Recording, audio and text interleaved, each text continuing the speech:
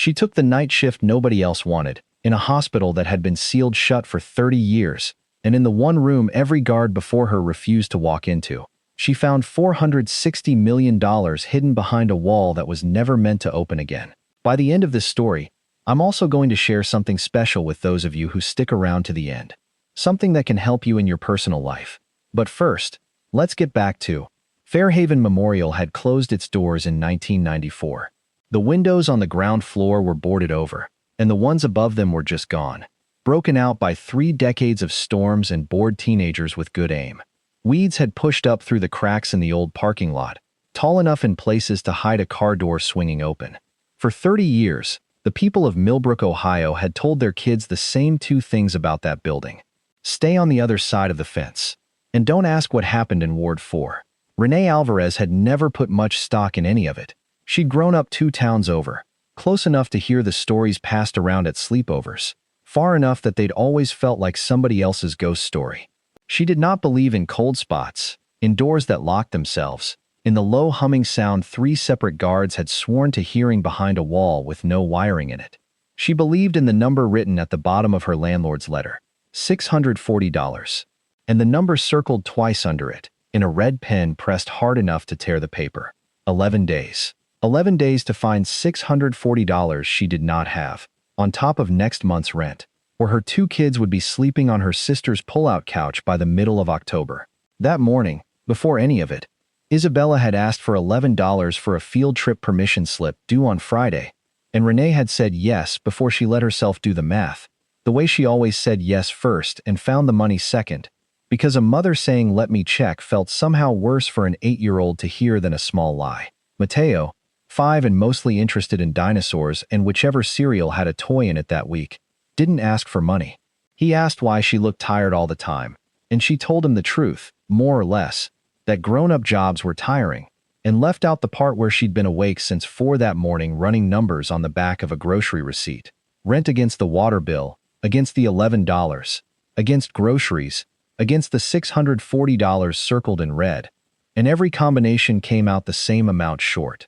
She'd tried the obvious things first, a second shift at the diner off Route 9 that fell apart once she worked out Yolanda's actual availability to watch the kids, a data entry posting that wanted a degree she didn't have, a friend's suggestion that she try the temp agency in the next county, which assumed a car reliable enough to make the 40-minute drive twice a day, something her 10-year-old sedan couldn't promise on a good week. By the time she found the flyer outside the unemployment office, she had already spent 3 weeks discovering exactly how few doors in Millbrook stayed open to a widow with 2 kids, no degree, and a resume built entirely around a job that no longer existed. She did the math again that night at the kitchen table after the kids were asleep, the eviction letter smoothed flat under her palm like she could iron the numbers into something more forgiving if she pressed hard enough. She thought about calling her mother, 3 states away and dealing with her own troubles that year, and decided against it before she'd even picked up the phone. She thought about asking Yolanda for a loan and knew, with the particular clarity that arrives at midnight over unpaid bills, that Yolanda didn't have $640 to lend any more than Renee did. There was no one standing behind her. There hadn't really been, since Diego. She was 33 years old. 2 years earlier, she had been a scheduling clerk at Millbrook General, a job with a name tag and a reserved parking spot, and, for a while, enough money that she didn't do math in her head every time she flipped a light switch. Then the hospital chain that bought out Millbrook General decided the scheduling department could be run by 4 people in a call center in another state, and Renee was one of the 11 let go on a Friday afternoon, with a box for her desk things and a severance check that lasted exactly as long as her savings had needed it to, and not 1 day longer. Her husband Diego had died the year before that. He fell from a scaffold on a job site 11 miles outside of town, and the settlement from the contractor's insurance covered the funeral and little else. What remained of it went to 2 days of intensive care bills before the machines were turned off. She tried not to do that math either. In the years since, she had learned to describe herself in job interviews as flexible and hardworking without ever saying the word widow, because she'd found out fast that grief made hiring managers uncomfortable in a way that made them decide, politely, to go with another candidate. She kept Diego's tool belt in the hall closet, still coiled the way he'd left it the last morning he wore it, and she had not once managed to make herself donate it, though she told herself every few months that she would. She missed him in specific, unglamorous ways, more than the big ones. The way he used to check the locks last thing at night, without being asked. The way he would have taken one look at the Fairhaven flyer and asked her, not why would you do that, but what do you need me to help you carry? So when Renee saw the flyer taped to the corkboard outside the unemployment office, wedged between a laminated ad for a lawn care business and a handwritten note about a lost cat, she read it 3 times before she let herself believe what it said. Overnight caretaker needed. Fairhaven Memorial Demolition Site. $18 an hour. No experience necessary. Must be comfortable working alone. $18 an hour was almost $3 more than she'd made doing scheduling. For sitting in a guard trailer and walking a flashlight through an empty building a few times a night, it was close to double what anything else on that corkboard paid. She had lived in Millbrook long enough to understand exactly why the number was that high. And she had 11 days and $640 that said it didn't matter. She called the number on the flyer from the parking lot before she could talk herself out of it. The man who answered introduced himself as Hal Bricker, site supervisor for Corazon Development Group, and he sounded like he was talking around a mouthful of something, gum or sunflower seeds, the whole time. He told her to come out to the site that afternoon if she wanted the job bad enough to see the place first, because in his experience the ones who saw it first and still wanted it were the ones who lasted. Fairhaven sat at the end of Chapel Road, past the last working streetlight, behind a chain-link fence with a gap in it wide enough to drive a truck through. Corazon had bought the parcel 8 months earlier to put up something called Fairhaven Commons, 60 condominium units and a strip of retail, and the demolition permits were tangled in county paperwork that Hal complained about for a full 2 minutes before he remembered Renee was standing there for a job interview, and not a conversation about zoning boards. He walked her through the front entrance, propped open with a cinder block, and the smell hit her first. Wet plaster and old dust, and something under both of those that she couldn't name. Mineral and faintly sweet. The smell of a building that had been closed up with all its air still inside it. The lobby still had its reception desk, the laminate peeling at the corners, and a directory board on the wall, with half its plastic letters missing so it read something like LBY and RDO, OG, in a pattern that used to spell out departments nobody would ever visit again. He led her past what had been the hospital cafeteria, tables still bolted to the floor in rows, a menu board on the wall advertising meatloaf and green beans for a Wednesday that had come and gone 3 decades earlier, past a small chapel with 3 rows of pews and a stained glass window, intact somehow, that threw colored light across a floor gone soft with water damage, past a nursery ward on the far side of the first floor, where a row of bassinet frames stood empty and rusted along one wall, the pastel paint behind them peeling in long curling strips, and Renee found that room harder to walk through than any of the others, though she couldn't have explained exactly why to Hal if he'd asked. He didn't ask. Hal Bricker struck her, in that first hour, as a man who had learned not to ask questions about Fairhaven, the same way she'd learned not to ask questions about certain things at her old job, not because he lacked curiosity, but because some questions cost more than they were worth to answer. He was maybe 50, built like someone who'd spent 30 years on job sites and was starting to feel it in his knees, and he talked fast and constant in the particular way of a man filling silence on purpose. A demolition crew member named Ortiz waved to them from across the old cafeteria, running a tape measure along a support column and marking numbers on a clipboard, and Hal introduced them without breaking stride. Ortiz and his guys are only out here daytime hours, Hal said. Structural survey work, getting the building ready for permits. You won't see much of them at night. It's just you out here after dark. Just me, Renee repeated. Just you. That's the job. He said it like a selling point and an apology in the same breath, and led her back toward the lobby before she could ask him which one he'd meant.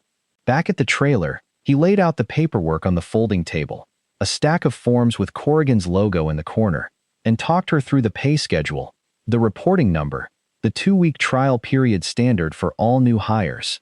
Though something about the way he said trial period made Renee wonder how many of the 4 previous caretakers had made it past theirs.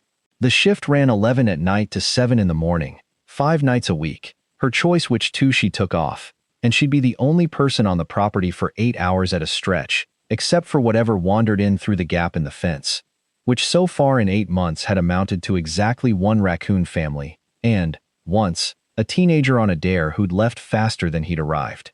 Rounds are simple, Hal said, leading her down a hallway where the ceiling tiles sagged with old water damage. You walk the first floor at the top of every hour. You walk the second floor every other hour. You log it in the book in the trailer. You call the number on the fridge if you see squatters or a fire or the roof coming down on somebody's head. That's it. That's the whole job.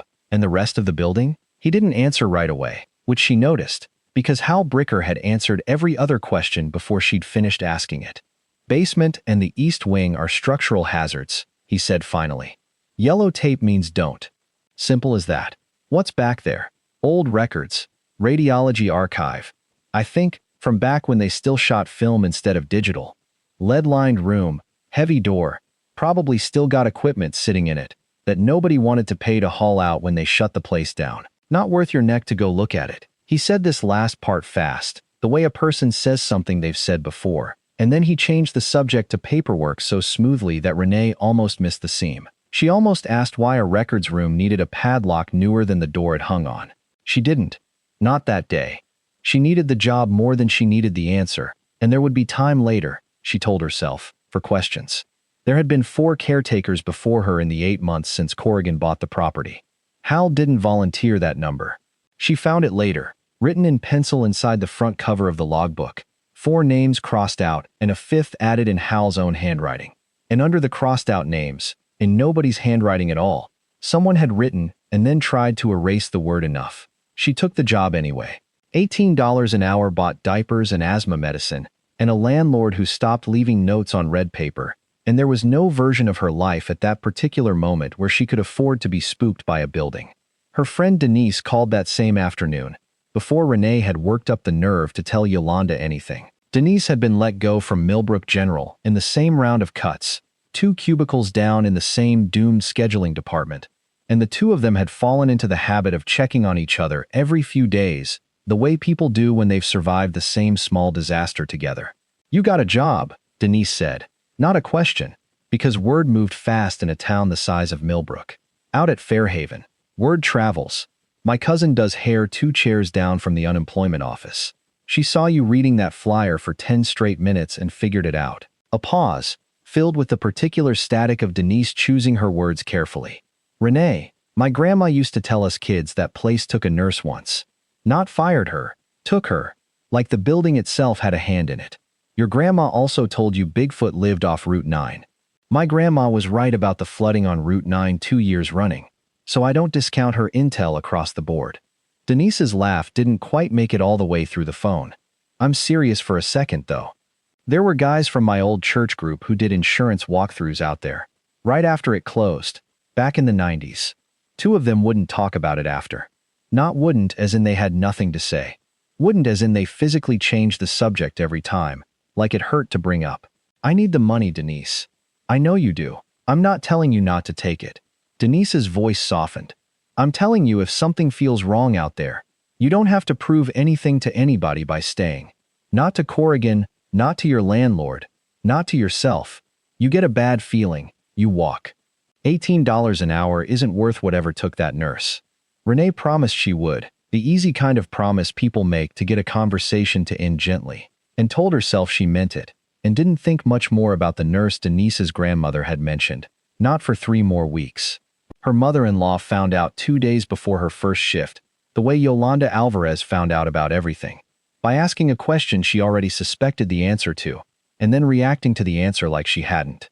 "A hospital," Yolanda said, setting down her coffee cup with more force than the coffee cup deserved. "The one at the end of Chapel Road." "Renee, mija, everybody in this town knows about that place. Everybody in this town has never set foot in it," Renee said. "Everybody in this town is repeating a story from 1994 that's gotten taller every year since. My cousin's husband worked security out there for 2 weeks before they shut it down for good. He wouldn't go past the 2nd floor. Grown man, ex-Marine, wouldn't go past the 2nd floor. I need this job, Yolanda. You need a different job.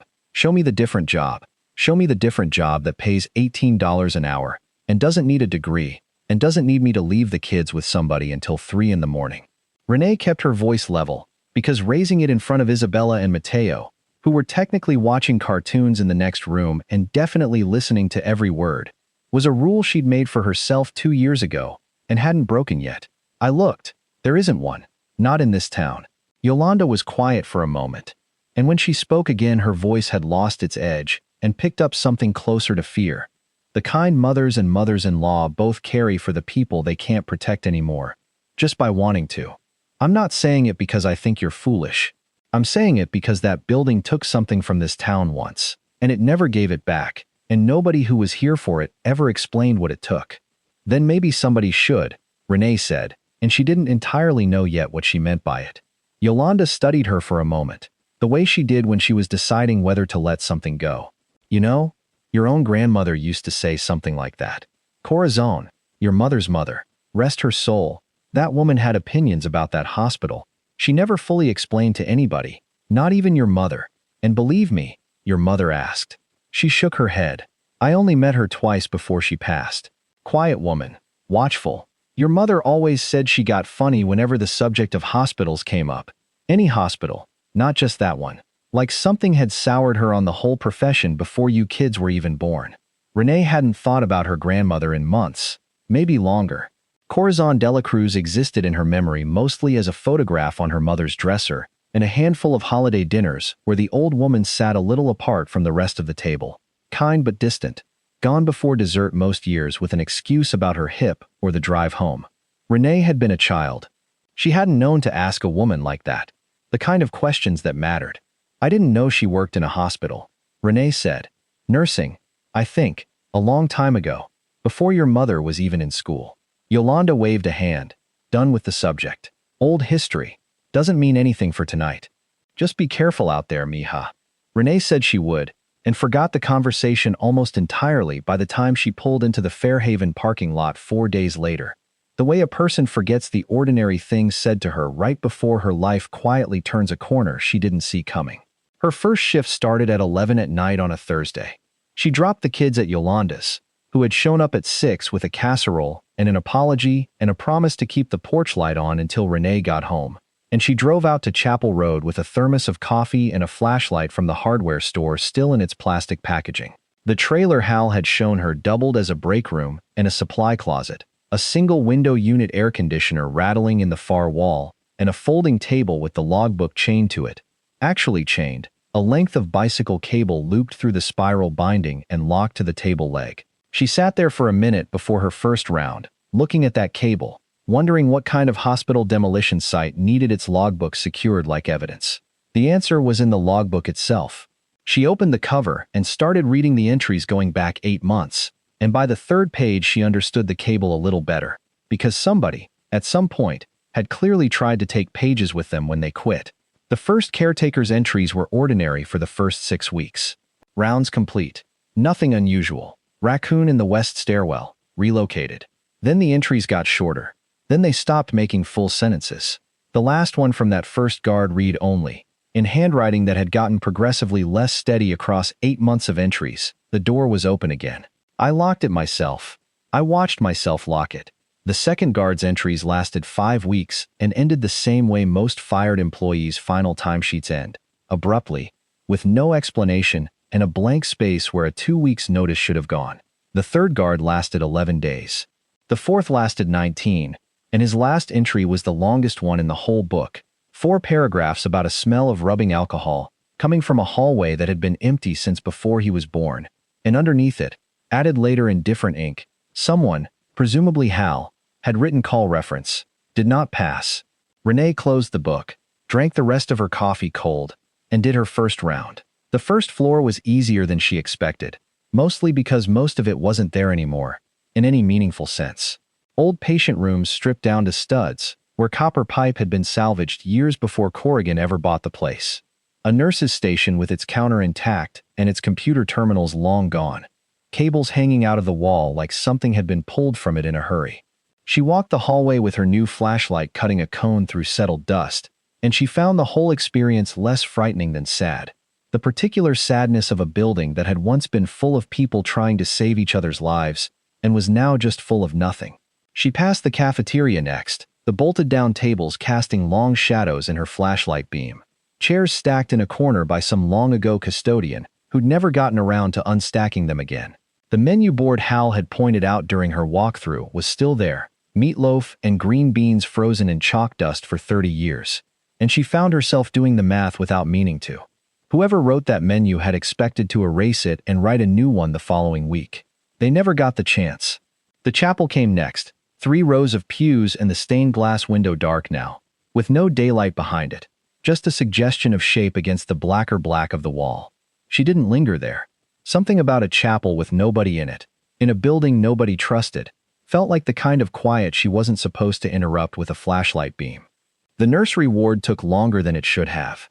She stood in the doorway a full minute before she made herself walk the length of it, past the row of rusted bassinet frames bolted along the wall, the pastel paint behind them peeling in long strips like something shedding a skin it had outgrown. A hospital was supposed to be where things started as much as where they ended, and there was something about an abandoned maternity ward specifically that sat heavier in her chest than the empty patient rooms had, heavier even than the chapel. She thought, without meaning to, about the Fairhaven Charitable Trust and the plaque in the lobby with gratitude carved into brass, a fund that was supposed to have paid for care for families who couldn't afford it, families who might have needed exactly this room, and she wondered, for the first time since Hal mentioned missing charity funds without meaning to, what happened to money that was supposed to help people like her and somehow never did. Her flashlight caught something on the floor near the far wall, and she crossed to it, boots loud on the buckled linoleum. A single small shoe, child-sized, canvas gone stiff and gray with age, laces still tied in a bow somebody's fingers had made decades ago and never undone. She didn't touch it. She stood over it for a while, thinking about Isabella's shoes drying on the bathroom radiator at home, about Mateo's dinosaur sneakers with the light-up soles he refused to take off even at bath time, and then she made herself keep walking, because a round was a round and the sun would come up whether or not she let herself feel every room in this building the way it seemed to want to be felt. By the time she reached the far end of the first floor, the fear she'd braced for on the drive out had mostly burned off into something closer to grief. Fairhaven didn't feel haunted the way Denise's grandmother or Yolanda's cousin's husband had described it. It felt abandoned in the specific, aching way anything gets when the people who loved it are gone, and the building is left standing there anyway, still shaped like purpose, with nothing left to be purposeful about. She almost let herself relax into that feeling. Then she reached the end of the east corridor on the ground floor, where a stairwell door led down toward the basement, and she saw the yellow tape Hal had mentioned, sagging in a low X across the doorway, and past it, at the bottom of a short flight of stairs, a second door. It was heavier than any other door she'd seen in the building, steel, or something close to it, painted the same institutional beige as everything else in Fairhaven, but clearly a different material underneath, thick enough that the door didn't rattle in its frame the way every other door in the hospital rattled when the wind found a way in. A padlock hung through a hasp bolted onto the frame, and even from the top of the stairs, even in flashlight glow, Renee could see that the padlock was newer than everything around it. No rust, no dust settled into the shackle the way dust had settled into every other surface in the building. Someone had put that lock there, or replaced it, well after 1994. Beside the hasp, at eye level, someone had taped a laminated card, yellowed at the edges, but still legible. Records and Radiology Archive. Do not enter without authorization. And under that, in smaller print, a department code and a date that made Renee do the math twice before she trusted it. 1988. She stood at the top of those stairs for longer than her round schedule technically allowed, looking at a door that 4 grown adults had apparently found reason enough to quit their jobs over, and told herself the same thing she'd tell herself every night for the next several weeks. Lead-lined X-ray archive. Heavy door because of the shielding. Padlock because Corrigan's insurance required it. Nothing strange about any of it. Nothing that $18 an hour and 11 days until eviction couldn't make perfectly reasonable. She finished her round, wrote nothing unusual in the logbook because technically nothing had happened, and drove home at 7 in the morning with the sun coming up over Chapel Road, like the night before had been an ordinary one. It became a routine faster than she expected. 2 weeks in, she'd stopped flinching at the sound of the building settling, learned which floorboards groaned on the second floor from age, and which ones groaned because something, wind or a loose gutter, was moving somewhere she couldn't see. She kept the eviction letter in the glove box of her car, not because she needed the reminder anymore, but because $640 had become $900. And then, with the $18 an hour finally landing. 0. And some nights she just wanted to look at it and remember that it was gone. The kids adjusted faster than she expected, the way kids adjust to almost anything that becomes ordinary quickly enough. Isabella liked that her mother was home for breakfast now, even if Renee spent most of that breakfast fighting to keep her eyes open over a bowl of cereal she wasn't eating.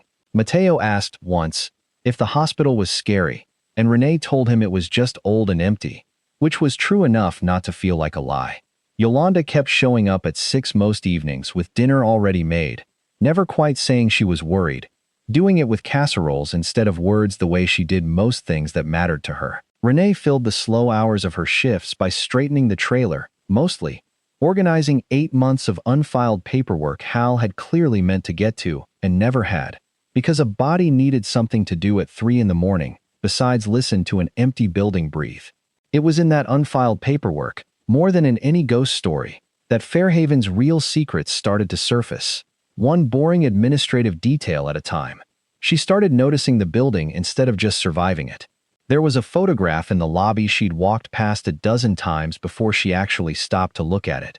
A formal portrait in a frame too nice for a hallway nobody visited anymore. A man in his 50s with silver hair combed hard to one side, and the kind of smile that photographers coach into people. A brass plate beneath it read Dr. Harlan Voss, Chief Administrator, 1962 to 1988, with gratitude from the Fairhaven Charitable Trust.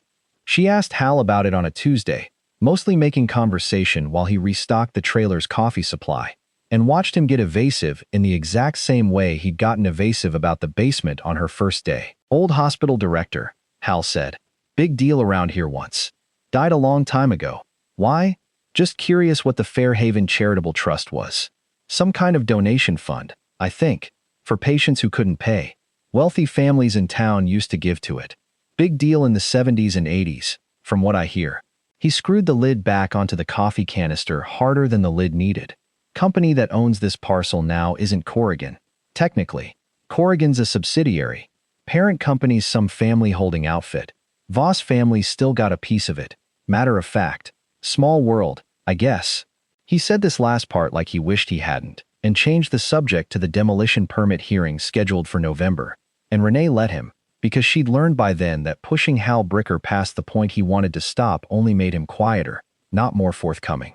She found the newspaper by accident, 3 weeks into the job, folded inside a supply closet drawer under a stack of old requisition forms, brittle enough at the creases that she had to open it slowly to keep it from tearing. The Millbrook Courier, dated March of 1988. The front page headline read, State Auditors Probe Missing Charity Funds at Fairhaven, and under it, in smaller type, a subhead she read 3 times. Hospital Administration Cooperating, official says, following allegations from staff. The article itself was thin on details, the way small-town papers from decades ago often were when the subject involved somebody with money and a lawyer.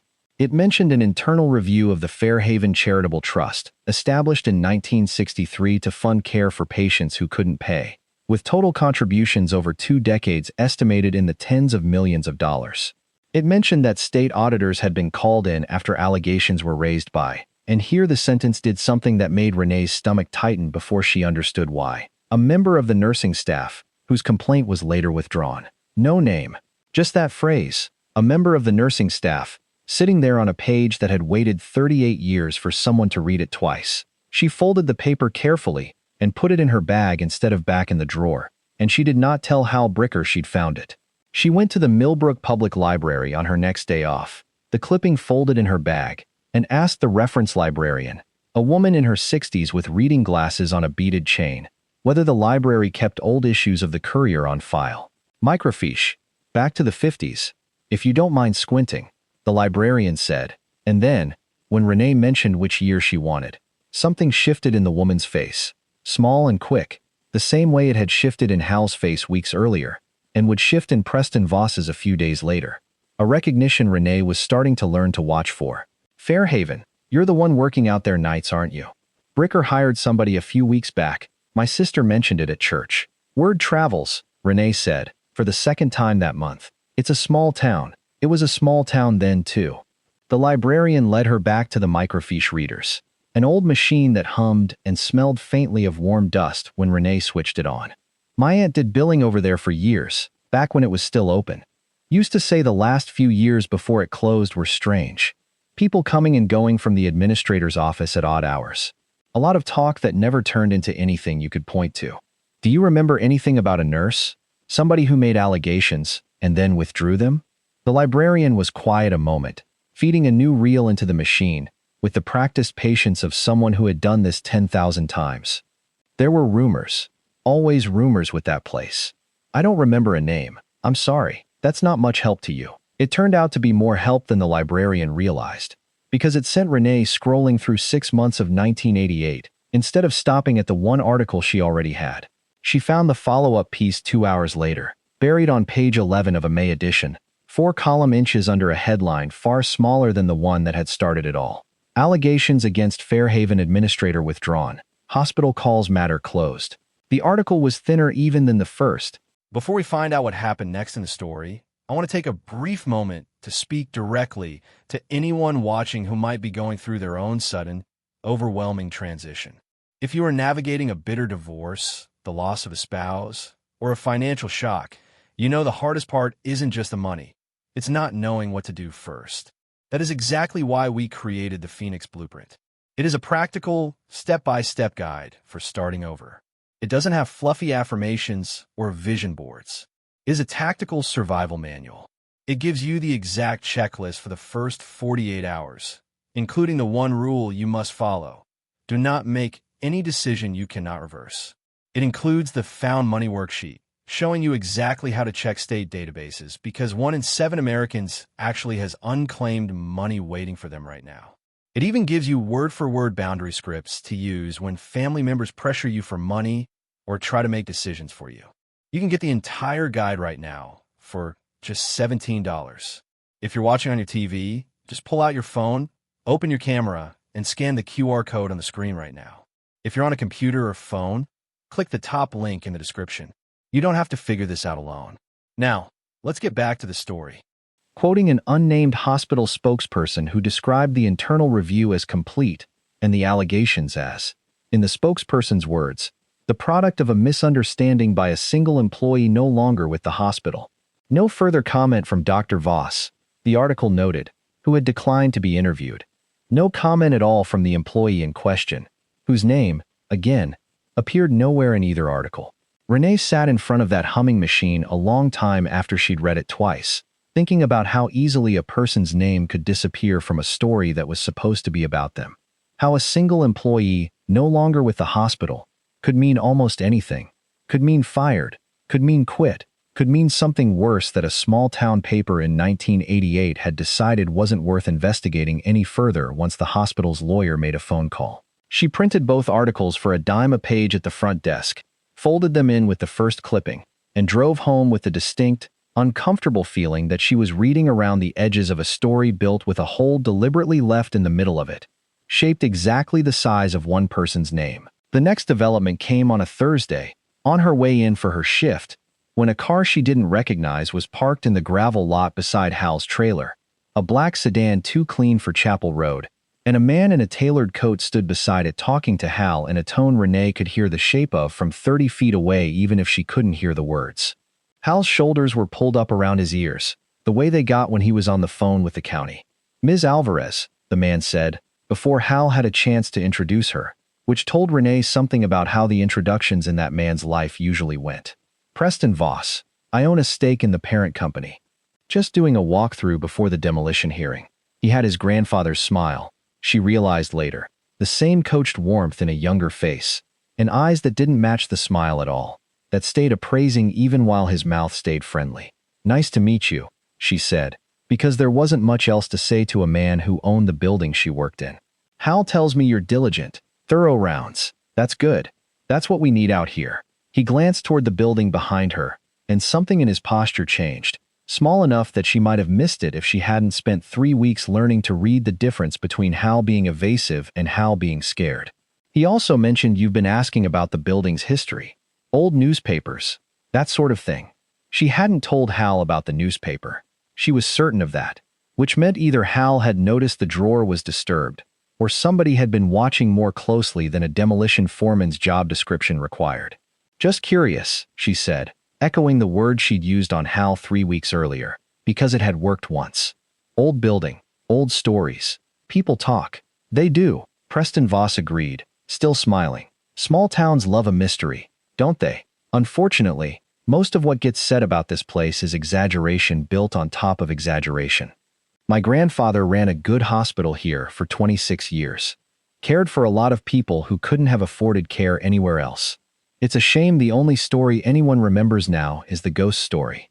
He reached out and shook her hand, his grip a beat longer than the handshake required. "Focus on your rounds, Ms. Alvarez. Leave the archive room alone, for your own safety, and for the insurance liability, frankly. We'd hate to lose a good caretaker to a structural accident nobody could have predicted." It wasn't a threat. It was constructed carefully enough that if she'd repeated it back to anyone, word for word, it would have sounded like ordinary workplace caution. But Renee had grown up around men who knew how to make a threat sound like concern, and something in the rhythm of Preston Voss's sentence, the pause before nobody could have predicted, sat wrong in her chest the entire drive home. Hal found her before she left that evening, catching up to her car with the particular urgency of a man who'd been waiting for his boss's boss to drive away first. He didn't say much, just leaned into her open window and told her, in a voice pitched lower than his usual constant patter, that Preston Voss didn't usually do site walkthroughs himself. That was what Hal was for, and that his showing up in person twice in 1 month wasn't about demolition permits no matter what he'd said. "You should know I didn't tell him about the newspaper," Hal said. "Whatever he knows, he didn't get it from me." "Then how does he know?" Hal didn't answer that. He straightened up, patted the roof of her car twice, like he was ending a conversation with a horse, and told her to get home safe. It was the first time since she'd started the job that Hal Bricker had said something that sounded less like a company line and more like a man quietly deciding which side he was actually on. She lay in her bed with the blinds drawn against the afternoon light. Isabella and Mateo at school, and then, later, at Yolanda's, and she thought about the crossed-out names in the front of the logbook, and the word enough written under them in handwriting that belonged to nobody, and a locked door with a padlock too new for the rust around it, and a newspaper clipping 38 years old that mentioned a nurse whose name nobody had bothered to print. That night, her round on the ground floor took her past the old nurse's station again, the one with the intact counter and the gutted terminals, and this time she stopped instead of walking past it. There was a cabinet beneath the counter, warped from decades of humidity, its particle board door hanging slightly open on one bent hinge. She'd noticed it before and assumed it was empty, the way everything else salvageable in the building had been emptied years ago. This time, crouching to get her flashlight angled properly, she saw that the cabinet had a false bottom, a thin panel of the same warped particle board sitting loose over a shallow recessed space, the kind of hiding spot a nurse 40 years ago might have built into her own station out of habit. A place for petty cash or a purse or something she didn't want a supervisor finding during a locker check. She pried the panel up with her fingers. Underneath, wrapped in a plastic bag gone brittle and yellow with age, was a nurse's identification badge, the old kind with a black and white photograph laminated into a plastic sleeve and a metal clip bent at an angle from being pinned to a uniform for years. Renee lifted it out carefully, the plastic bag crackling in her hands, and turned her flashlight onto the photograph. A woman looked back at her, dark hair pinned up under a nurse's cap, a serious, steady expression, the kind of face that had learned early not to give too much of itself away to a camera. Beneath the photograph, in typewritten letters gone faint with age, a name, Corazon Delacruz, RN. Renee's hands went still. It was her grandmother's name. Her mother's mother, the grandmother Renee had known only as a quiet, watchful old woman who came to Christmas dinners and left early, who her mother always described with a kind of tired affection that had an edge underneath it. "She gets funny about hospitals. Don't ask her about the old days. She'll talk your ear off about something nobody can even check anymore." Renee had been 10 years old when Corazon Delacruz died, old enough to remember her, too young to have ever asked her a single real question. The woman in the photograph in her hands looked younger than Renee had ever seen her, younger than Renee was now, standing in a hallway of a building that had, at some point in the last 38 years, apparently swallowed her grandmother's whole career and never once given it back. A memory surfaced, unbidden, sharper than it had any right to be after 23 years. Renee at 7 or 8, Under the dining room table at a Christmas dinner she was technically too old to be hiding under. Watching her grandmother's stockinged feet and the hem of her good dress from that low angle while the adults talked over her head. Her mother's voice, thin with the particular exhaustion of a daughter managing an aging parent at a holiday. "Mama, nobody wants to hear about the hospital again." And her grandmother's voice, quieter, not defeated exactly but tired in a way Renee hadn't understood at 7, and understood with sudden, aching clarity now, holding a plastic bag with a badge inside it. "I know nobody wants to hear it, mija. That's rather the point, isn't it?"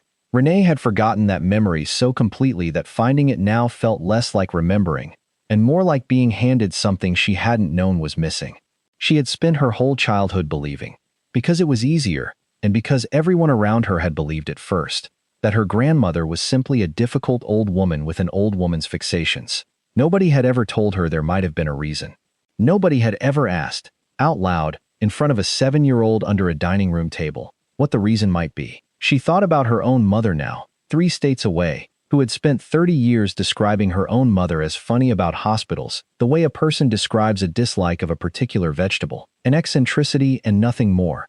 And Renee wondered whether her mother had ever known the difference between funny about hospitals and telling the truth about one, or whether the whole family had simply found it easier, generation over generation, to let Corazon Delacruz's insistence get smaller and stranger with every retelling until it fit inside a shrug. She turned the badge over. On the back, scratched into the plastic with something sharp, maybe a pin, maybe a key, 4 words that had clearly been added long after the badge was manufactured, in a hand that pressed hard enough to leave the letters visible even now. "They will come back." Somewhere down the hall, past the yellow tape, past the stairwell, behind a steel door with a padlock too new for its own rust, something in the building's old pipe shifted and let out a long, low groan. The kind of sound Renee had trained herself over 3 weeks to recognize as nothing. She did not move for a long time. When she finally did, she didn't put the badge back in the cabinet. She wrapped it in the plastic bag exactly as she'd found it and slid it into the inside pocket of her jacket, over her heart, and she finished the rest of her round that night walking a little differently than she had at the start of her shift, the way a person walks once she stopped being a stranger in a place and started being, whether she'd wanted the job or not, someone with a stake in it. She did not go near the steel door at the bottom of the east stairwell that night. She stood at the top of it for a long moment before she turned around, looking at the padlock that was newer than the rust around it, at the laminated card with its date from 1988, and she thought about 4 words scratched into the back of a dead woman's identification badge, with something sharp enough to leave a mark that had outlasted her.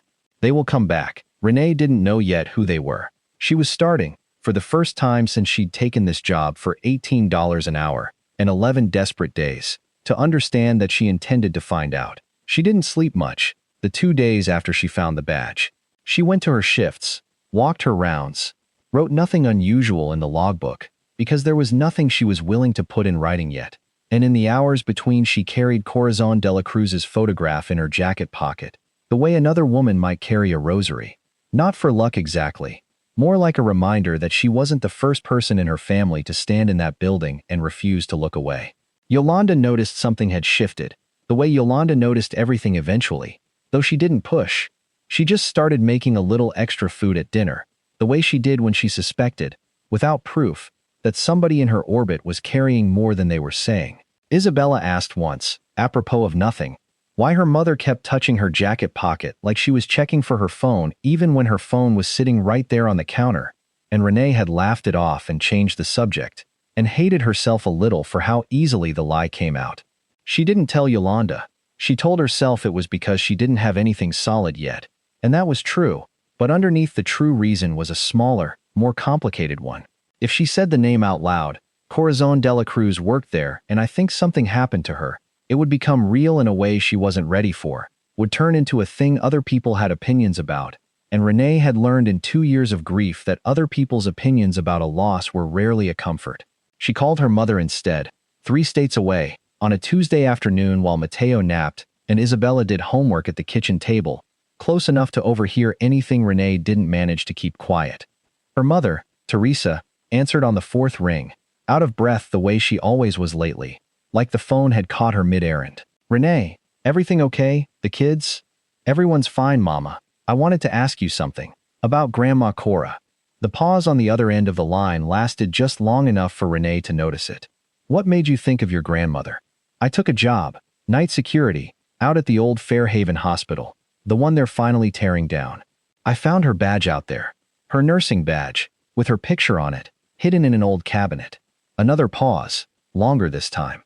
When Teresa spoke again, her voice had gone careful in a way Renee recognized, the particular carefulness of a person choosing which parts of a true thing to say out loud. She worked there a long time ago, before I was even in school. I know that much. Yolanda told me. What I don't know is why nobody in this family ever talks about it. There's nothing to talk about, mija. She left the job. People leave jobs. Mama. Renee kept her voice low, aware of Isabella's pencil going quiet at the kitchen table behind her. The particular quiet of a child listening harder than she was pretending to. I found a newspaper out there, from 1988, about missing charity money and allegations from, quote, a member of the nursing staff, unquote, that got withdrawn. No name printed. But the timing lines up. I think it was her. For a long moment there was nothing on the line but the sound of her mother breathing. And somewhere behind that, a television turned low. She never talked about the specifics, Teresa said finally. Not to me. Not really. I was young. What I remember is that she came home different. Quieter. She used to bring people little things when she worked there. Cough drops for the kids on the ward. That kind of woman she was. And then one year she just stopped talking about work entirely. Stopped bringing anything home. And a few months after that she wasn't working there anymore. Did she say why? She said she made the mistake of trusting the wrong person with something important. That's the exact sentence. I remember it because she said it more than once, over the years, always the same words, like she'd worn a groove into it. Teresa's voice caught, just slightly, and Renee heard something in it she hadn't expected. Not defensiveness exactly, more like old guilt finally being handled after decades in a drawer. We used to think she meant a friend, a coworker who let her down somehow. I never once thought to ask if she meant something bigger than that. Did she keep anything? Papers? Files? Anything from back then? Not that I ever saw. She wasn't a woman who kept things she couldn't afford to have found. Renee, if your grandmother hid something, she didn't hide it in a house with a 9-year-old running through it. She'd have put it somewhere she trusted more than her own family to keep a secret. A beat. I'm sorry we never told you more. I don't think there was more to tell, on our end. I think she carried most of it alone, and I think, if I'm honest with myself, none of us pushed very hard to help her carry it, because it was easier not to. Renee sat with that for a while, after they said their goodbyes, turning her mother's words over. She'd put it somewhere she trusted more than her own family. Somewhere in a building nobody wanted to enter, behind a door with a padlock too new for its own rust. Felt like exactly the kind of place a woman like that would choose. It also meant, Renee realized with a chill that had nothing to do with the hospital's basement air, that if Corazon Delacruz had hidden proof of something worth burying that deep, then whoever she'd been protecting it from had never stopped wanting it back. 4 caretakers before her. A padlock replaced, sometime after Corrigan bought the parcel. A man who owned a piece of the company showing up in person, twice, to tell her, gently, to leave the archive room alone. None of it added up to coincidence anymore. It added up to a family that had been waiting, without knowing it was waiting, for 38 years. She went back to the library 2 days later, on her one night off that week. The microfiche reel from her first visit still noted under her name, because the librarian had let her take detailed notes she hadn't finished the first time through. This time she wasn't looking for headlines. She was looking for photographs. She found what she needed in an edition from October of 1985, a full-page spread about the hospital's annual charity gala, black tie fundraiser for the Fairhaven Charitable Trust, held in the very cafeteria Renee walked through every night with a flashlight. Dr. Harlan Voss stood at the center of the largest photograph, tuxedoed, champagne glass raised, flanked by men in expensive suits Renee didn't recognize and didn't need to. Off to the side, in a smaller photograph beneath it, a row of nursing staff stood in their uniforms, invited in for a portrait before the doors opened to donors, the caption listing names left to right. Nurses of Fairhaven Memorial, dedicated to a decade of care. Fourth from the left, unsmiling in a way that stood out against 5 other polite, photographer-approved smiles, was a woman Renee recognized instantly from a badge photograph she now carried everywhere. The caption named her, Corazon Delacruz. RN. Beside her, close enough to be nearly touching shoulders, stood another name, Renee, copied onto the back of a library receipt with a shaking hand. Dolores Finch. RN Dolores Finch was not hard to find. Not in a town the size of Millbrook. Not for anyone willing to spend an afternoon on the phone and a little gas money. A call to the county clerk's office and a follow-up call to Cedarbrook Senior Living confirmed it within a day. Dolores Finch, born 1942, had been a resident at Cedarbrook for the past 6 years. And yes, the woman at the front desk said, she still took visitors, especially ones who called ahead and brought something sweet. Renee brought a box of the little lemon cookies Yolanda always kept in her own kitchen and drove out to Cedarbrook on her next afternoon off. Isabella and Mateo dropped with Yolanda for the 3rd time that week, a debt of babysitting Renee knew she'd be paying back in favors for months. Dolores Finch turned out to be a small, sharp-eyed woman in a wheelchair by a window that looked out over a courtyard nobody was using, and she studied Renee for a long moment after the aide made introductions, before her expression did something complicated, recognition and grief arriving almost at the same time. "You've got her eyes," Dolores said, before Renee had said a word about why she'd come. "Chorus, I'd know them anywhere. Who are you to her?" "Her granddaughter, Renee, little Teresa's girl." Dolores's own eyes went bright and wet, and she waved a hand at the chair across from her, an order more than an invitation. Sit down. I want to look at you properly. Lord, it's been a long time since anybody walked in here carrying that woman's face." Renee sat, and for a while they just talked around the edges of it, the way people do before they let themselves get to the real thing. Dolores asked about Teresa, about whether Renee had kids, clucked with approval when she heard about Isabella and Mateo, and only when the cookies were opened and the small talk had run its course did her face change again, settling into something older and more serious. "You're working out at Fairhaven," she said. "It wasn't a question. Somebody told me that already. This town, night security, for the demolition company." Dolores nodded slowly, like a piece had clicked into a place she'd been holding open for a long time. "And you found something out there. That's why you're here instead of just asking your mother." "I found her badge, and I found out there was an investigation, back in 1988, into missing money from the hospital's charity trust. The newspaper mentioned a nurse who made allegations, and then withdrew them. No name. I think it was her." Dolores was quiet long enough that Renee started to worry she'd misjudged the whole visit, that the old woman would deflect the way Hal deflected, the way Preston Voss deflected with his smooth, coached concern. Instead, when Dolores finally spoke, her voice had dropped into something flat and factual. The voice of a woman reciting something she'd rehearsed in her head for 38 years, without ever getting the chance to say it out loud.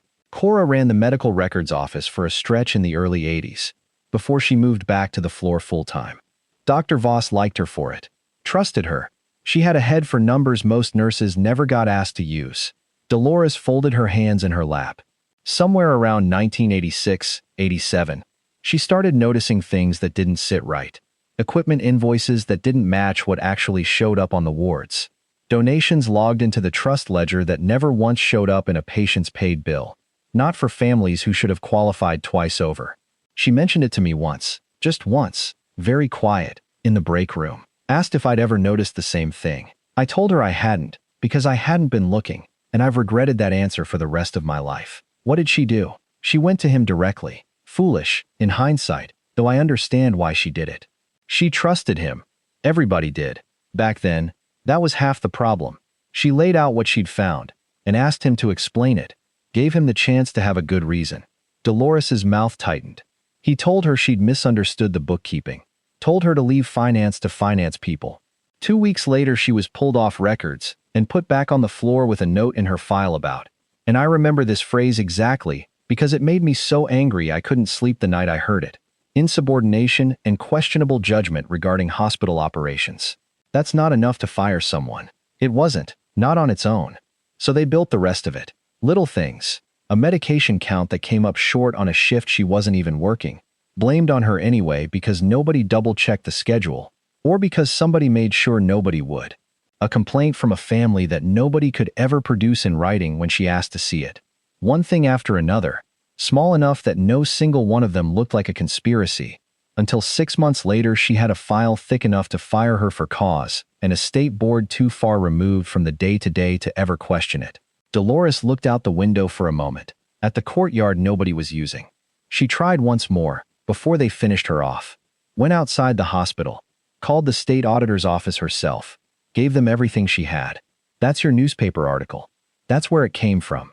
And then, she withdrew the complaint. She never withdrew a thing, Dolores said, and something hard came into her voice for the first time. Old anger, with nowhere left to go for 38 years finally finding a place to land. That's what they printed. That's not what happened. What happened is somebody came to her house one evening, not Voss himself, somebody who worked for him, and had a conversation with her about her daughter's school, and her mortgage, and how easy it would be for a woman with an insubordination note in her file to never work in this state again. She had a 9-year-old at home and a husband 3 years in the ground, and no family with money behind her. She called the auditor's office back the next morning and said she'd been mistaken. Dolores shook her head slowly. I've spent almost 40 years being ashamed I never asked her more about it. She lost everything protecting people who never even knew her name, and this town let the story shrink down to a nurse who got confused, and everybody moved on like it never happened. Renee's throat had gone tight enough that she had to wait a moment before she could speak. Did she ever say anything about proof? Anything she might have kept or hidden? Dolores's sharp old eyes came back to her, and something that might have been the ghost of a smile moved at the corner of her mouth. The last conversation I ever had with her, right before they walked her out for good, she was cleaning out her locker, and I asked her if she was going to just let them win. You know what she told me? Dolores leaned forward slightly. She said, let them think they won. She said, I've put it somewhere they'll never think to renovate. I didn't understand what she meant at the time. I'm not sure I fully understand it now. But I've thought about that sentence for 38 years, and something tells me you might be the first person who's ever had a real chance of understanding it better than I did. There was one more thing. On her way out, Dolores caught Renee's sleeve with a grip stronger than her frame suggested she still had. There was a young reporter back then, Daniel Ruiz, wrote for the Courier before he went on to bigger papers. He tried to dig further after the story got spiked, asked around, made some calls, got told, real polite, that his editor didn't have room for a follow-up on a story that was already closed. He sent me a Christmas card every year for a decade after, like he was still apologizing for it. I don't know if he's even still with us. But if you ever get to the point where you need somebody who already knows half of this and still feels bad about the half he let go, that's a name worth remembering. Renee wrote it down beside Dolores Finch's own name on the back of the same library receipt and thanked her and promised to come back. A promise she meant more fully than most of the promises she'd made lately. Dolores held her hand for a moment before she left. Whatever you find out there, the old woman said, you tell people her name. However this ends, you make sure it ends with her name in it. Renee promised that too. She drove home from Cedarbrook with the windows down, despite the cold, like she needed the air moving to keep from feeling everything at once. Somewhere they'll never think to renovate. A building nobody wanted to touch, condemned for demolition. A room sealed behind a padlock that predated Corazon Development Group's ownership by decades. It wasn't a riddle anymore. It was a map, and Renee had been walking past the destination for 6 weeks. She went back to work that night with the 2 library receipts folded into her jacket pocket alongside her grandmother's badge, and found the site changed in small ways she noticed immediately. The particular hyper-awareness of someone who has started expecting to be watched. A new padlock, still the industrial kind but visibly newer even than the one she'd first seen, hung on the equipment shed beside the trailer. Hal met her at the gate instead of waiting inside, which he'd never done before, and something in his face told her before he opened his mouth that whatever he was about to say, he hadn't wanted to be the one to say it. Corporate called me twice this week, Hal said, without preamble. Wanted your full address on file, emergency contact information. Said it was standard for insurance, now that we're this close to the demolition hearing. He didn't quite meet her eyes. I gave it to them, Renee, because refusing would have looked stranger than complying, and because they already had it anyway. It's on your original paperwork. But I wanted you to know somebody asked. Preston Voss. Didn't say. Didn't have to. Hal shifted his weight, glanced back toward the building like it might be listening. I also got a call from the alarm company. There's a sensor on the east stairwell door now. Motion and contact both. Wasn't there a month ago. I only know because they called to confirm the account holder, and the account holder listed isn't Corazon. It's a private trust. Voss Family Trust. Near as I could tell from the paperwork they read me over the phone. Renee felt something settle into place, cold and certain. They're not worried about liability. No, Hal said. I don't think they ever were. He looked at her directly then, for the first time in the whole conversation, and something in his expression had shifted permanently from the careful neutrality he'd worn since her first day. I don't know what's back there, and I've stopped wanting to know for my own sake. But you should understand, if you're thinking what I think you're thinking, that whatever you do next, they're going to know about it fast. Faster than you'd expect. Then I guess I'd better be quick, Renee said, and Hal didn't argue with her, which frightened her more than if he had. She almost asked him then whether he'd go to the county himself, if it came to that, whether whatever loyalty he had left for Corrigan's paycheck would survive actually seeing what was behind that door. She decided against it. Some questions weren't fair to ask a man until you already had an answer of your own to hand him in return, and she didn't yet. Hall, she said instead, as he turned to head back toward his truck. If something happens to me out here, if I stop showing up one night and nobody can tell you why. He turned back, and for once, he didn't fill the silence right away. Nothing's going to happen to you. That's not what I asked. He held her eyes for a long moment. This stocky, tired, 30-year construction man who had spent 6 weeks talking fast to avoid saying anything real. And something in his face finally stopped avoiding it. Then I'd tell people to look at the east stairwell first, he said quietly, and I'd tell them Hal Bricker said so. She waited until 2 in the morning, the dead hour when even a building that size seemed to hold its breath, and she took the bolt cutters from the equipment shed, the old ones with the rubber grips worn down to bare metal, the ones Ortiz's crew used for cutting rebar mesh during their daytime surveys. She told herself, walking the length of the first floor with the cutters heavy against her leg, that she was doing this for her grandmother, and that was true. But underneath it was a second truth she didn't examine too closely, that she was also doing it for herself. For 11 days that had become 6 weeks that had become something closer to a reckoning she hadn't known she was owed until a woman in a wheelchair told her to make sure it ended with a name in it. At the top of the east stairwell, the sensor Hal had mentioned sat mounted above the doorframe, small and gray and easy to miss unless you were looking for it. A blinking light so faint it could have been mistaken for a smoke detector by anyone who hadn't spent 6 weeks learning every fixture in that hallway by heart. She looked at it for a long moment, weighing what she already understood, that once she went through that door, whatever alarm it sent would go somewhere, to someone, and there would be no version of the rest of that night where nobody knew she'd been there. She thought about the shoes she'd found in the nursery ward, small and gray and forgotten. She thought about her grandmother's handwriting scratched into the back of a badge with something sharp enough to leave a mark that outlasted her. She thought about Isabella's $11, and Mateo's dinosaur shoes, and a family that had spent 38 years believing a difficult old woman's silence was just a personality, instead of a wound somebody else had put there on purpose. She thought, too, about the version of tonight where she simply turned around, finished her round, wrote nothing unusual in the logbook, and let the demolition crew tear the whole building down in the spring with whatever it was hiding still hidden inside it. Nobody would ever know. Nobody but her would ever have to carry it. For one long breath, standing at the top of those stairs with the bolt cutters heavy in her hand, that version of tonight looked almost reasonable. Then she thought about a phrase her mother had used without meaning to hand her a weapon. She'd put it somewhere she trusted more than her own family. Her grandmother had trusted this building, this exact door, more than she'd trusted anyone left alive to carry the truth forward. Renee was not going to be the reason that trust turned out to be misplaced. She went down the stairs. The padlock gave up before she expected it to, the bolt cutters snapping through the shackle with a crack that seemed enormous in the stairwell's concrete quiet, loud enough that she stood frozen for a full minute afterward, certain someone would come running. No one did. The building held its silence the way it had held everything else for 30 years. Patient, unbothered, indifferent to the small violence of a lock giving way.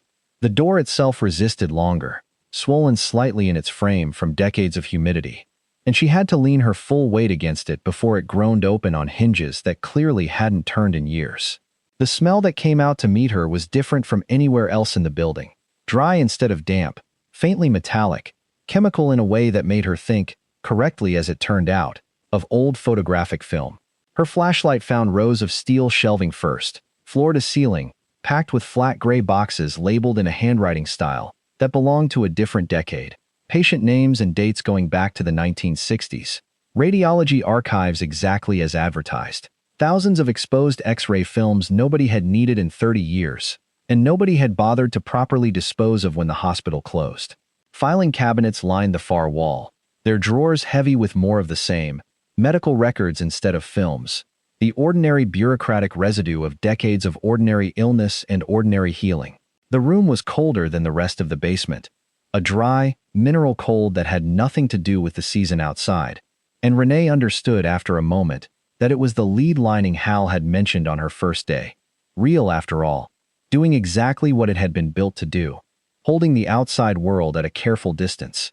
Her footsteps sounded different in here too, flatter, swallowed almost as soon as they left the floor. The particular acoustic hush of a room designed never to let anything leak past its own walls. She walked the room slowly, running her flashlight along shelf after shelf, and found, here and there, small human details that made the space feel less like a vault and more like what it had actually been for 30 years. An ordinary working corner of an ordinary hospital, before everything else about that word stopped applying. A coffee mug, long dried out, forgotten on a filing cabinet by someone who never came back to finish it. A hand-drawn chart taped to the wall showing which shelving rows held which decades. A child's crayon drawing, curled and faded, pinned to a corkboard by the door, the kind of thing a grateful parent might have left for a records clerk who'd been kind to them once, years before any of this became a crime scene nobody had gotten around to naming. For a moment, walking the narrow aisle between the shelves, Renee felt something close to disappointment. It looked exactly like what Hal had described on her first day. An old records room. Nothing more sinister than dust and outdated film stock, and the particular sadness of paperwork nobody would ever need again. Then she reached the back wall and understood why nobody had ever needed to look further. The shelving unit against the far wall sat slightly proud of the wall behind it. A gap of perhaps 3 inches that a careless glance would read as nothing. Just an old unit that had never been pushed flush during installation. Renee noticed it only because she'd spent 6 weeks learning to notice the difference between a building settling honestly and a building being made to hide something. She set her flashlight on a shelf, braced her shoulder against the steel frame, and pushed. It moved easier than 4 decades of dust should have allowed, which told her almost as much as what she found behind it. Someone had kept those wheels oiled. Someone had used this often enough, recently enough, that the mechanism hadn't been allowed to seize. Behind the shelving unit was a hatch, roughly 3 feet square, set flush into the wall at chest height, a rusted handle and a small brass plate above it that read, in letters worn nearly illegible, "Dumbwaiter. Records transfer."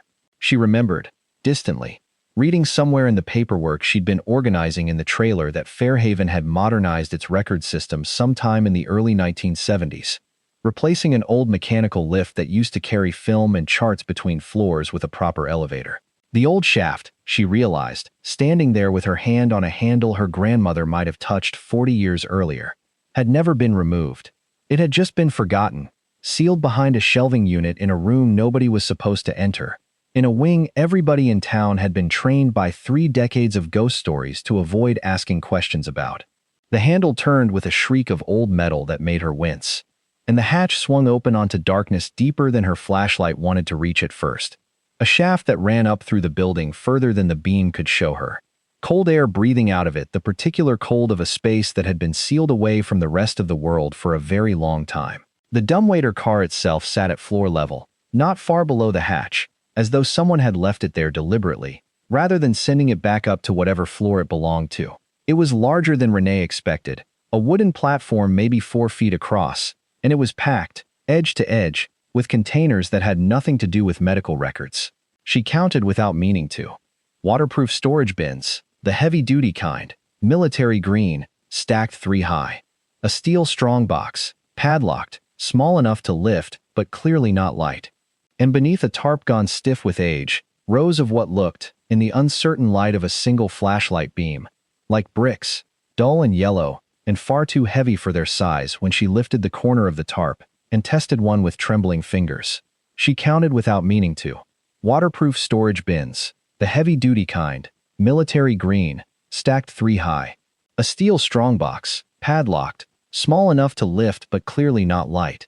And beneath a tarp gone stiff with age, rows of what looked, in the uncertain light of a single flashlight beam, like bricks, dull and yellow and far too heavy for their size when she lifted the corner of the tarp and tested one with trembling fingers. Gold. Actual gold, stamped with numbers and symbols she didn't fully understand but recognized well enough from a lifetime of television to know what she was looking at. She counted the rows twice, lost the count both times somewhere in the 20s, her hands unsteady enough that the flashlight beam kept sliding off the stamped faces of the bars before she could finish reading them. There was more gold in that shaft than she had ever seen outside a screen, more than she'd have believed fit inside a single household appliance-sized elevator car. And somewhere underneath the shock of it, she found herself doing a different kind of math than she'd done in months. Not rent against water bill against $11, but a number so large it stopped functioning as a number at all, and became something closer to a fact about the world she hadn't known was true an hour earlier. Her hands were shaking too hard to be useful for a moment. She sat back on her heels in the doorway of that hatch, in a room nobody had wanted her to enter, in a building that had been telling her for 6 weeks in every language it had, wood and rust and water damage and locked doors, that it was still keeping a secret nobody alive was supposed to find. And she let herself, for just a moment, feel the full weight of understanding that her grandmother had been telling the truth for 38 years to a family and a town that had decided it was easier not to listen. She made herself move again after a while, because the night wasn't going to hold still for her the way the hospital had, and she still had a round to fake finishing and a story to make sense of before morning. She pulled the nearest storage bin free of the dumbwaiter car, set it on the floor of the archive room, and worked the latches open. Cash first. Bundles of it, $100 bills bound in bank straps that had gone brittle and yellow, the kind of straps that hadn't been printed that way in decades. Beneath the cash, wrapped in what looked like a plastic dry cleaning bag, a stack of certificates she didn't fully understand at a glance, ornate borders and official seals. The words municipal bond, printed across the top of each one, in a font that belonged to another era entirely. And beneath those, at the bottom of the bin, 2 things that mattered more to Renee in that moment than every dollar and every gold bar combined. A leather-bound ledger, its cover worn soft from handling, and a sealed envelope, yellowed with age, with 4 words written across the front in handwriting Renee now knew as well as her own. She opened the ledger first, unable to help herself, and found page after page of careful, cramped entries in the same upright hand, dates running from 1986 through late 1988, each line a small, damning fact standing next to its neighbor. Equipment invoice, autoclave sterilizer, billed at 4 times market cost, paid to a supplier that shared an address with Dr. Voss's own accountant. Donation received, the Whitfield family, $8,000, marked for indigent pediatric care, no corresponding record in any patient ledger for that quarter. Line after line, year after year, a quiet, relentless accounting built by a woman with no legal training and nothing to gain from the work except the truth staying findable. Somewhere, for someone, to whoever finds this. Renee sat down fully on the cold concrete floor, the flashlight balanced against a shelf so it threw its beam upward instead of down, and she opened the envelope with fingers that had finally stopped shaking, because some things steadied a person even as they broke her heart. The letter inside was written in the same careful, upright hand she recognized from the badge. Ink faded to brown, but every word still legible. 4 pages folded together and dated in the top corner. November 1988. To whoever finds this, it began. I have thought for a long time about who that might be. A demolition worker. A curious child sneaking in on a dare. The way children do. The way I once warned my own daughter never to do about this very building. Perhaps no one at all. And these words will simply keep their silence the way I have been made to keep mine. If you are reading this, I hope it means the building finally came down, or someone finally cared enough to look past a locked door. And either way, I hope it means the waiting is over. My name is Corazon Delacruz. I was a registered nurse at this hospital for 19 years. In my 9th year, I discovered that Dr. Harlan Voss, the man whose photograph still hangs in the lobby with the word gratitude beneath it, had been systematically diverting funds from the Fairhaven Charitable Trust for the better part of a decade, funds donated by families in this town who believed they were paying for care for people who could not otherwise afford it. He falsified equipment invoices. He logged donations that never reached a single patient's bill. He built, over years, a private fortune out of other people's generosity and other people's suffering, and when I brought what I had found directly to him, he did not deny it. He simply explained to me, very calmly, that a woman in my position would find it difficult to be believed, and easier still to be discredited. He was right about the first part longer than I would have liked. He was wrong about the second. I kept records of everything I found, copied by hand in the evenings after my shifts, because I did not trust that originals left in this building would survive the night if he learned I had them. I went to the state auditor's office when I believed I had enough. I was, for a short time, taken seriously. Then a man I never learned the name of visited my home and made it clear, without ever raising his voice, what continuing to be taken seriously would cost my daughter, my mortgage, and my ability to work in this state again. I am not a brave enough woman, or perhaps I am exactly brave enough, to have made the choice I made after that visit. I withdrew my complaint. I told the auditor's office I had been mistaken. I have carried the shame of that sentence every day since, though I have come, slowly, to believe that protecting a 9-year-old girl was not a failure of courage, but a different kind of it. I did not destroy what I had found. I could not make myself do that. Not after everything it had already cost me. I moved it here, to a room nobody had reason to enter and a lift nobody remembered existed, a little at a time. Over the last months before they finished driving me out for good. Every ledger, every copied invoice. And, in the months after, when I understood that Dr. Voss had begun quietly converting the stolen trust funds into gold and cash and bonds, rather than risk it sitting visibly in any account a future auditor might someday examine properly, I made the decision that has weighed on me more than any other in my life. I did not report what I found. I simply watched, and recorded, and let him believe he had won completely, because I had already learned what it cost to be a woman who fought him in the open, and I was not willing to pay that price twice with nothing left of myself to give my daughter afterward. I have told myself, on the hardest nights, that I am not hiding this money. I am guarding it. There is a difference, though I understand if whoever reads this someday struggles to see it. It was stolen from people who trusted this hospital with their last hope. It should go back to people like them, not to Voss. Not, I confess, entirely to me either, though God knows there were years I could have used even a fraction of it, and told myself I had earned that much.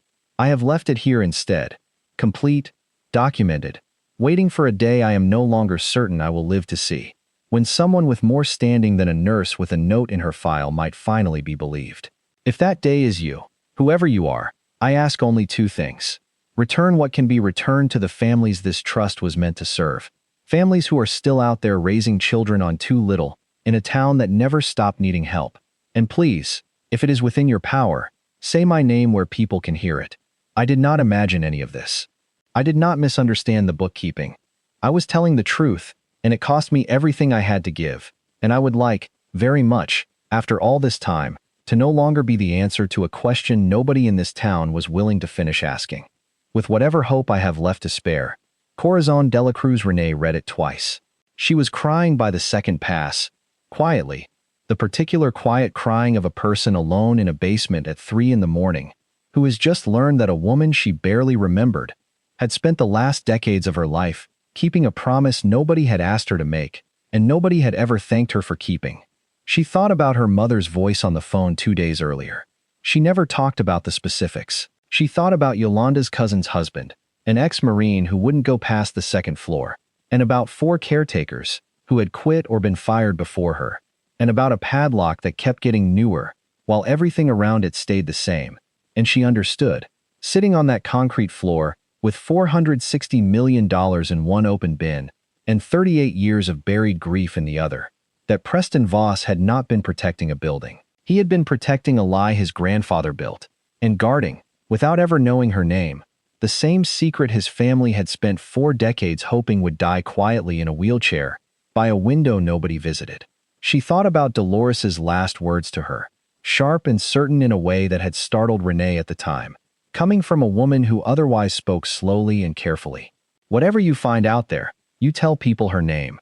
Renee understood now, sitting in the cold with a dead woman's confession in her lap, that Dolores hadn't meant it as a request. She'd meant it as the only thing left worth asking for. The one debt a whole town still owed a nurse it had let disappear without a fight. There was still the steel strongbox, padlocked and unopened, sitting exactly where she'd found it at the edge of the dumbwaiter car, and some part of Renee, even in the middle of everything else, filed away the fact that she hadn't gotten to it yet, that whatever it held was still, for the moment, a question instead of an answer. She would think about that small, unfinished thing often in the days that followed, long after she had reason to wish it had stayed the only unfinished thing about that night. She was still sitting there, the ledger open on her lap, 3 bundles of $100 bills stacked beside her like something out of a dream she hadn't agreed to have, when she heard it. Tires on gravel, far off, but unmistakable, too fast for the empty road at 3 in the morning, too purposeful to be anyone lost. Her first thought was Hal, though some deeper animal part of her already knew better before the thought finished forming. Hal drove an old pickup that announced itself a quarter-mile off, with a cough in the engine nobody had ever bothered to fix. This was quieter, expensive quiet, the kind of quiet that cost money to engineer. She was on her feet before she'd finished deciding to move, shoving the ledger and the letter into her jacket alongside her grandmother's badge, the fabric straining at the pocket seam. She had time, she thought, maybe time, to get the shelving unit back in front of the hatch, to make it look like nothing had happened, to walk out through the lobby with her flashlight and her logbook and pretend to be exactly what she was supposed to be, a caretaker on an ordinary round. She did not have that time. The beam of a second flashlight swept across the ceiling of the stairwell above her, and she heard voices now, low and controlled, at least 2 of them, moving with the unhurried confidence of men who had never once in their lives worried about being caught somewhere they weren't supposed to be. She recognized one voice before she could make out a single word it was saying. She had heard it once already, in a gravel parking lot, telling her with a smile that didn't reach his eyes to leave the archive room alone, for her own safety. Renee looked at the open hatch behind her, at the gold and the cash and the ledger she was still holding, and could not make herself set down, and at the only way out of that basement, a stairwell that now had at least 2 men standing at the top of it between her and the rest of her life. There was a third set of footsteps behind the first 2, heavier, unhurried, the tread of someone who had never once in his life needed to move quickly to get what he wanted. She heard him say something low to whoever was beside him, and then nothing at all for a long moment, the particular silence of a man deciding exactly how he wanted a scene to unfold before he let it start. 2 shapes resolved at the top of the stairwell, silhouetted against the weaker glow of a light from the corridor above, and Renee registered details in the disconnected way a person catalogs small facts in the seconds before something larger arrives. One of the men carried a duffel bag, the kind built for gear rather than luggage, slung across his body like he expected to need both hands free soon. Neither of them was Hal.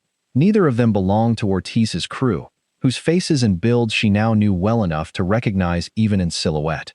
These were men who had been brought here specifically, on short notice, for exactly this kind of night. She had wanted, for 6 weeks, to find out who they were. She was about to. A flashlight beam swung down the stairwell and caught her full in the face, and Renee stood very still in the doorway of a hidden vault her grandmother had built out of 38 years of silence, holding 4 decades of proof in her 2 shaking hands, with nowhere left in that building to disappear to. "Miss Alvarez," Preston Voss said, from somewhere behind the light, his voice carrying easily down the concrete stairwell, still pleasant, still coached, though something underneath it had finally stopped bothering to hide itself. "I did try to warn you." Renee didn't answer right away. She'd learned enough, in 6 weeks of watching this man choose his words with the care of someone who'd been taught never to say anything he couldn't later claim he hadn't meant, to understand that silence made him uncomfortable in a way threats didn't. The 2 men behind Voss had fanned out slightly at the top of the stairs, professional in a way that had nothing to do with the demolition business, and Renee found herself cataloging them with the same flat, useful attention she'd once given to the building's water stains and settling floorboards. Information that might matter later, filed without panic, because panic wasn't going to get her back up those stairs. Voss himself hadn't moved past the doorway. He stood there looking past her, into the open hatch, at the tarp pulled back and the gold catching the light, and something crossed his face in that unguarded half-second. Not greed exactly, something closer to relief, the particular relief of a man finally seeing proof of a story he'd spent his whole adult life being told by a dying grandfather, and had never quite let himself fully believe. "You should come up out of there," Voss said, when the silence had stretched long enough that even his patience wore thin. "It's not safe. Structural hazard, like I told you the first day we met. I'd hate for anything to happen to you down here that we couldn't explain properly." "Funny," Renee said. "That's almost the exact thing your grandfather told my grandmother, the week before he ruined her life, instead of just admitting she was right." The silence that followed that sentence had a different quality than the one before it. One of the two men beside Voss shifted his weight, glanced sideways at his employer, waiting for a cue neither of them wanted to give first. "I don't know what you think you found down there," Voss said, and for the first time that night his voice lost some of its polish, roughened at the edges the way a man's voice does when a script he's used 100 times stops matching the room he's standing in. "But whatever it is, whatever story my grandfather's business rivals invented 40 years ago to discredit a good man, it's not going to hold up against a family that's owned this parcel for 3 generations, and a caretaker 2 months into a job with a personnel file already flagged for unauthorized access to a restricted area." "You keep telling me what won't hold up," Renee said. "You should ask yourself why you needed 2 men and a duffel bag to come tell me that at 3 in the morning." She felt, more than saw, the ledger and the letter pressed flat against her ribs where she'd shoved them, and she made a decision then that she would spend the rest of her life being grateful she'd had the presence of mind to make an hour earlier, sitting in her car in the Fairhaven lot with her thumb over her phone screen. "I already told someone I was coming down here tonight," she said. "A reporter, Daniel Ruiz, the one who tried to write this story the first time, back when your grandfather's lawyer got his editor to spike it. I sent him what I had 3 days ago. The newspaper clippings, my grandmother's name, everything Dolores Finch told me. An hour before I picked up those bolt cutters, I told him, and I told my friend Denise, that if they didn't hear from me by 7 this morning, they should call the state attorney general's office themselves and tell them exactly where to look." She made herself hold Voss's stare, though her heart was going so hard she could feel it in her teeth. "I haven't sent them what's actually down here yet, but I'm holding my phone right now, and there's signal in this basement, and that's a choice I still get to make in about the next 30 seconds, depending on what you decide to do." Something moved behind Preston Voss's eyes. Fast arithmetic. The particular calculation of a man who had built his whole adult life on believing problems could always be managed quietly if you had enough resources and enough patience, running headlong into the possibility that this particular problem had already outgrown both. "Take her phone," he said, to the man with the duffel bag, and his voice had dropped every last trace of the coached warmth it had carried for 2 months. Now, the man took one step toward her, and Renee's thumb found the send button before she'd finished deciding to press it, a message already composed and waiting in her outbox from an hour earlier, 3 words and a location pin. "Going in now. Fairhaven, it's already gone," she said, which was almost true.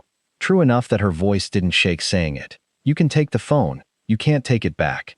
A new light swept down the stairwell then, brighter than a flashlight. Headlights reflected off the concrete through the open door above, and a truck engine cut off somewhere close enough to the building that Renee recognized the particular cough it made even through 2 floors of concrete. Hal Bricker's voice carried down ahead of his footsteps, loud and deliberately unhurried, a man announcing himself on purpose. "Renee, you down here? I saw your car and figured I'd swing by, make sure everything's squared away before the inspector comes through tomorrow." It was a lie, and a clumsy one. The kind of lie a foreman tells when he's improvising a reason to be somewhere he has every legal right to be anyway. And it worked exactly as well as it needed to, because it meant there were now 2 witnesses in that basement instead of 1, and one of them was a man Preston Voss's company had employed for 8 months and could not simply make disappear without every other name on that payroll asking questions. Voss's men looked at each other, then at Voss, waiting on a decision he was visibly no longer certain how to make. Whatever this night had been planned to be, an intimidation, a quiet negotiation, something worse that neither of them wanted to be the one to name first, it had stopped being containable the moment a second set of headlights showed up uninvited. "Miss Alvarez and I were just discussing her employment status," Voss said, already turning, already recalculating, his voice reaching for the smooth register it usually lived in and not quite finding it. "Unauthorized entry into a restricted structural hazard area. We'll be handling it through proper channels." "Sure," Hal said, from the top of the stairs, not moving, not stepping aside.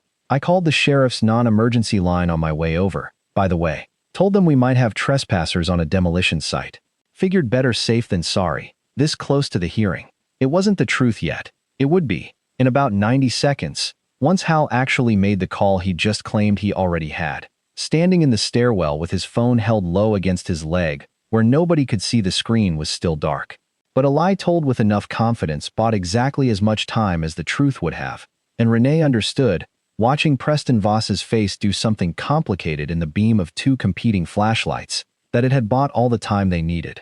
Voss held Renee's gaze a moment longer, and whatever calculation had been running behind his eyes finished resolving into something like retreat, dressed up as magnanimity, because men like him rarely allowed themselves to recognize retreat any other way. "This isn't finished," he said, which both of them understood, standing in that basement, to be the closest thing to a confession he would ever offer out loud.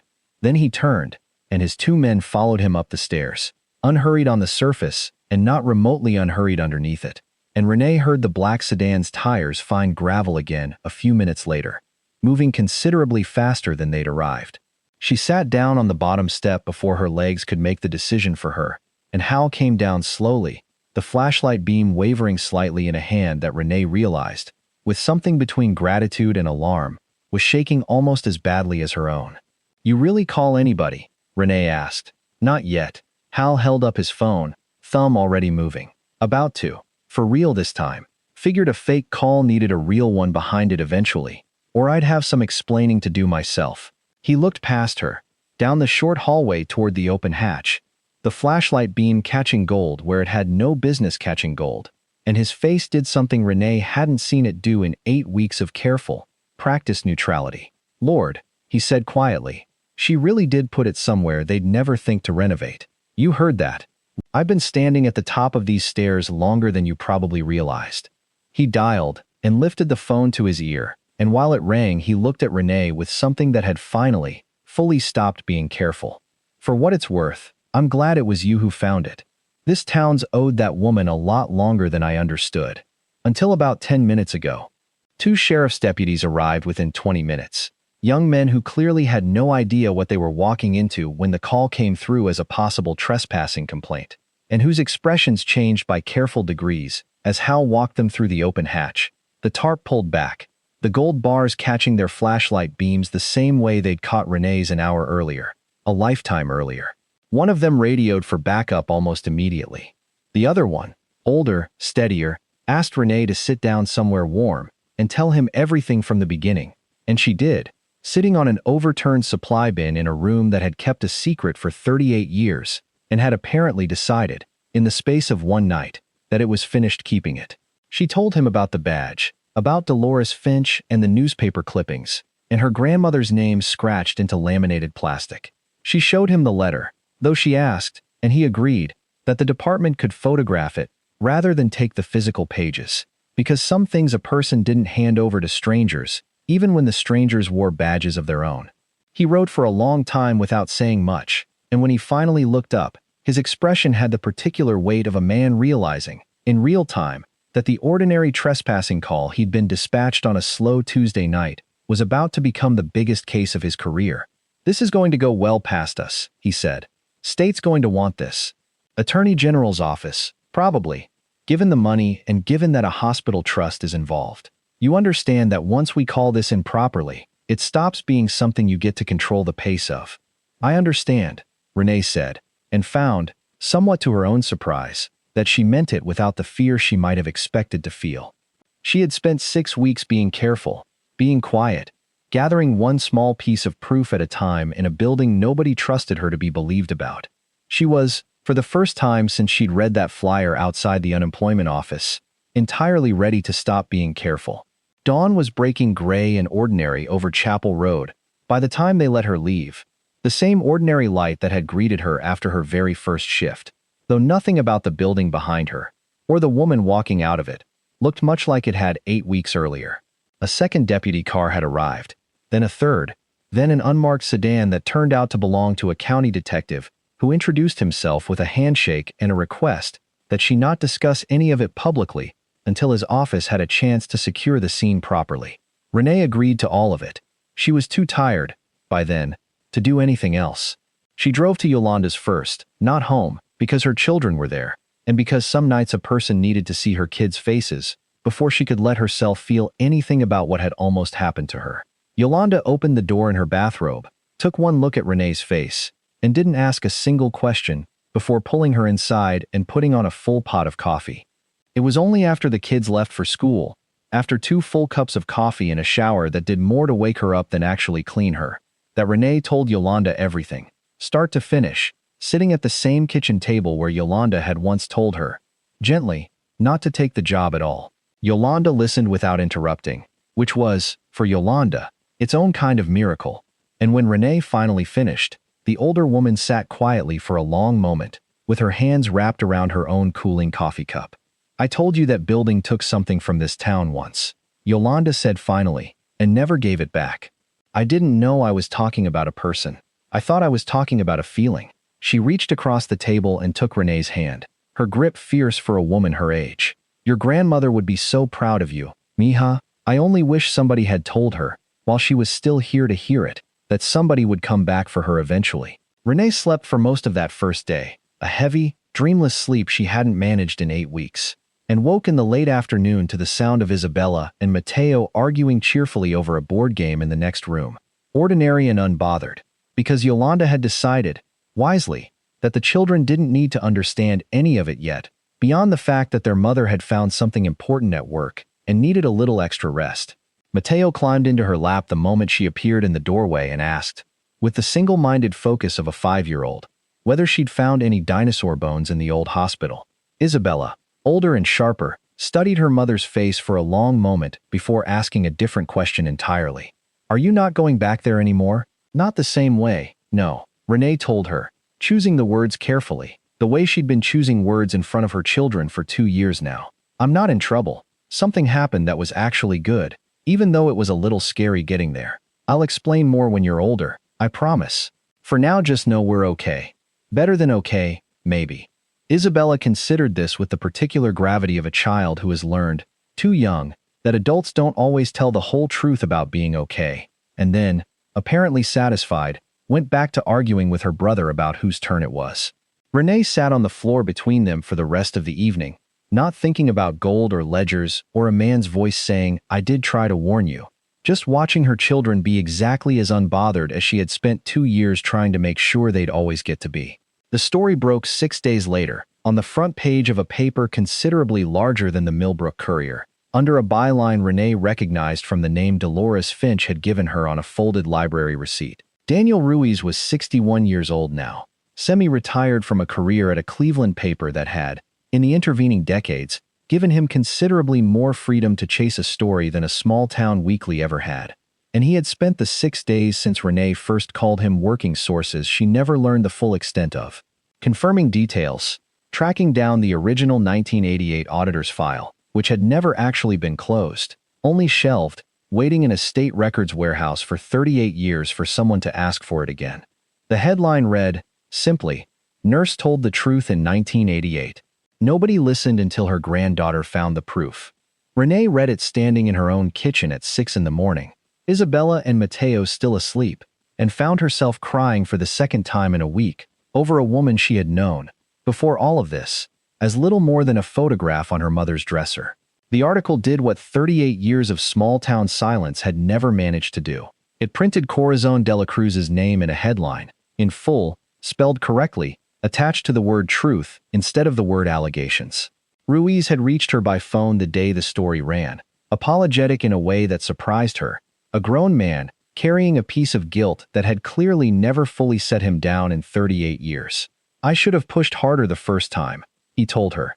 I was 23. My editor told me the story was closed, and I believed him because it was easier than not believing him. I've thought about your grandmother more than she probably would have guessed, if she'd ever known my name. She knew your name, Renee told him, which wasn't quite true. Not literally, but felt truer than the literal facts by then. Dolores kept your Christmas cards. That has to count for something. 2 national morning shows called within the week, once wire services picked up Ruiz's story, and a producer from one of them offered, with a warmth Renee recognized immediately as professional rather than personal, to fly her and the children out for a segment about ordinary Americans who stumble onto extraordinary discoveries. Renee declined both and found she didn't have to think very hard about the decision. Her grandmother had spent 38 years being reduced to a rumor by people who never bothered to get her name right. Renee wasn't interested in trading that for a different kind of reduction. 5 minutes of warm lighting and a chyron with a $sign on it.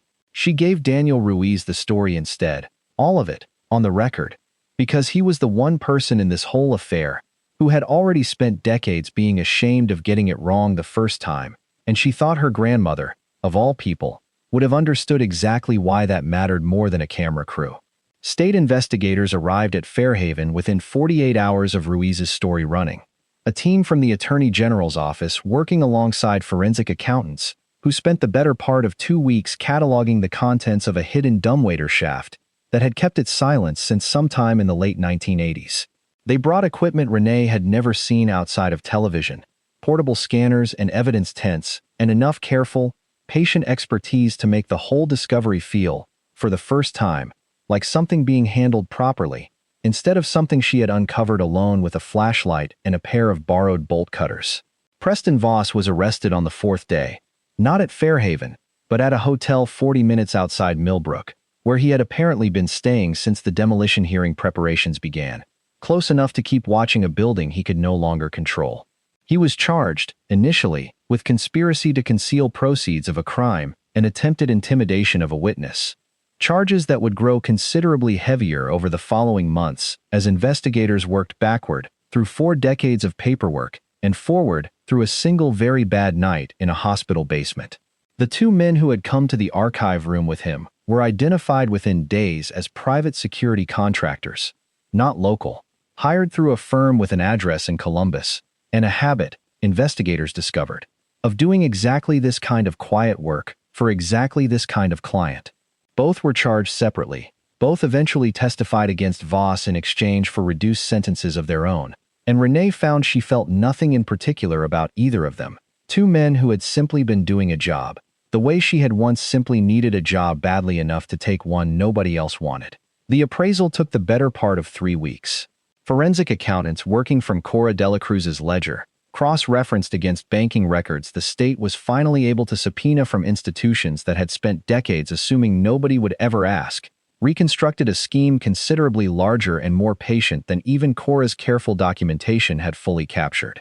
Harlan Voss had diverted an estimated $37 million from the Fairhaven Charitable Trust between 1965 and his retirement in 1988, laundered through inflated equipment contracts and shell suppliers that existed on paper only long enough to issue an invoice and vanish. Rather than spend it and risk drawing attention, he had converted the bulk of it, slowly, over 2 decades, into gold, into municipal bonds, into cash held in denominations too small to individually attract suspicion, and hidden the entire accumulation in a records lift shaft that had been decommissioned before most of the investigators now cataloging it were born.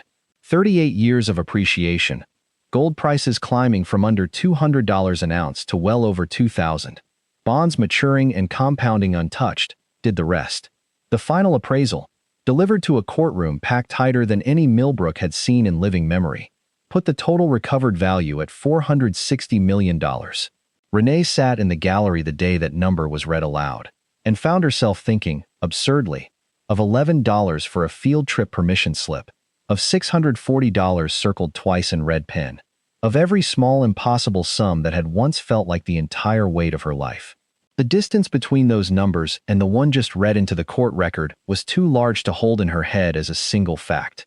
She let it become, instead, a kind of proof.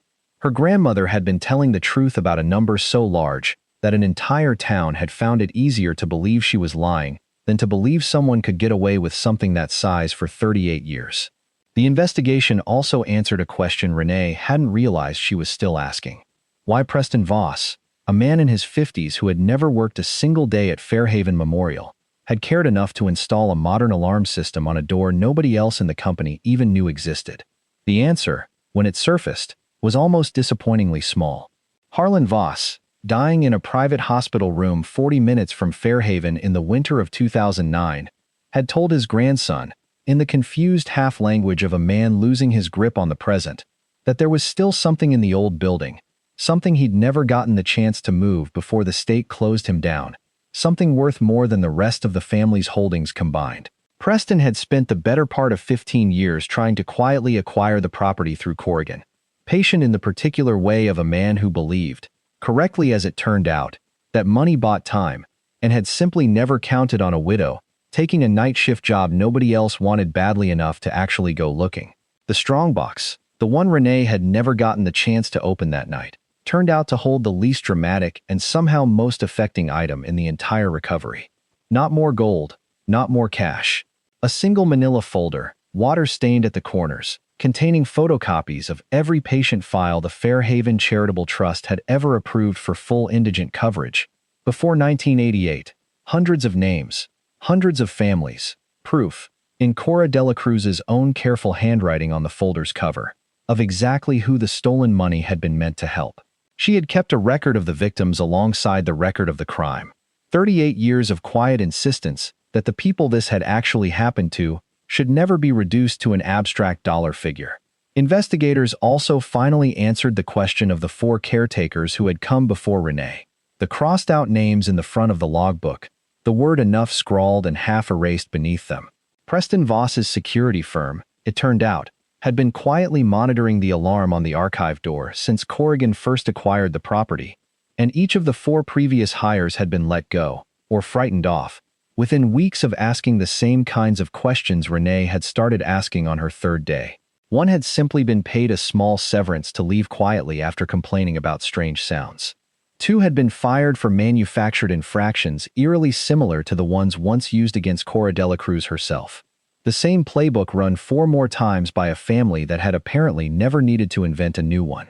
The 4th, the one whose final logbook entry ran 4 paragraphs about a smell of rubbing alcohol in an empty hallway, had received an anonymous, untraceable payment into his bank account 2 days after quitting, large enough that investigators flagged it immediately as hush money, though the man himself, when they finally located him working construction 2 counties over, said he'd never known where it came from and had simply been too relieved to leave that building to ask. Preston Voss's trial began in the spring, 5 months after the night Hal Bricker's headlights had swept across a stairwell at exactly the right moment. Renee testified for a day and a half, walked the jury through 6 weeks of logbooks and locked doors and a badge hidden in a cabinet, and found, somewhere in the 2nd hour of cross-examination, that she was no longer afraid of a defense attorney's careful, condescending questions about whether a granddaughter's memory of a woman she barely knew could really be trusted to establish anything at all. She had spent her whole life being underestimated by people with more resources than her. She was, by then, thoroughly done letting that decide the outcome of anything. Voss sat through most of the trial with the same practiced, coached stillness he'd once used on her in a gravel parking lot, and it was only once, during the reading of Cora Delacruz's letter into the court record, that Renee watched something in his composure genuinely crack. He looked, for the length of that single paragraph about a 9-year-old girl and a mortgage, and a man who came to a nurse's house one evening, to explain what her silence was worth, less like the polished executive who had told her twice to leave the archive room alone, and more like a man realizing, in real time, and in front of a packed courtroom, exactly what his family's fortune had actually cost, and to whom. The jury deliberated for a little under 5 hours. Guilty, on the conspiracy charge, on the intimidation charge, and, added midway through the trial once investigators finished tracing his family trust's decades of quiet payments to keep the property's true history buried. Obstruction of a state investigation into his grandfather's original theft, a charge that made explicit what everyone in that courtroom had already understood, that Preston Voss had spent 15 years actively protecting a fortune built on stealing from sick children in his own hometown. He was sentenced to 11 years, considerably less than Renee might have wanted in her angrier moments, and considerably more, the prosecutor assured her privately, than men with his particular resources usually received. Harlan Voss himself was 15 years beyond any court's reach, but the state attorney general's office issued something Renee hadn't expected and found, when it finally arrived, mattered to her more than she'd anticipated.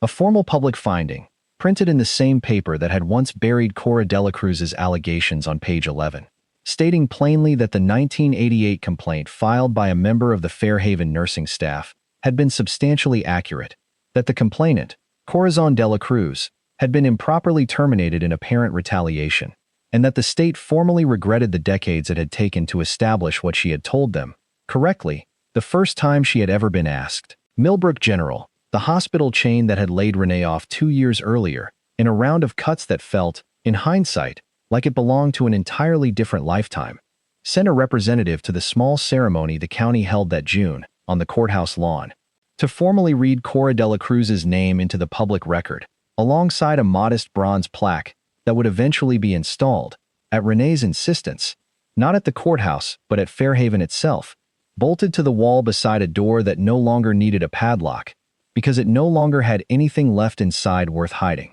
Dolores Finch was there for the ceremony, wheeled onto the courthouse lawn by an aide from Cedarbrook, wrapped in a cardigan against a June breeze that had turned unexpectedly cool. She held Renee's hand through the entire reading, and when the county clerk finally said the words "wrongfully terminated in retaliation for reporting misconduct" out loud, in front of the whole gathered crowd, Dolores made a small sound Renee had never heard a person make before. Something between a laugh and a sob. 38 years of held breath finally let go all at once.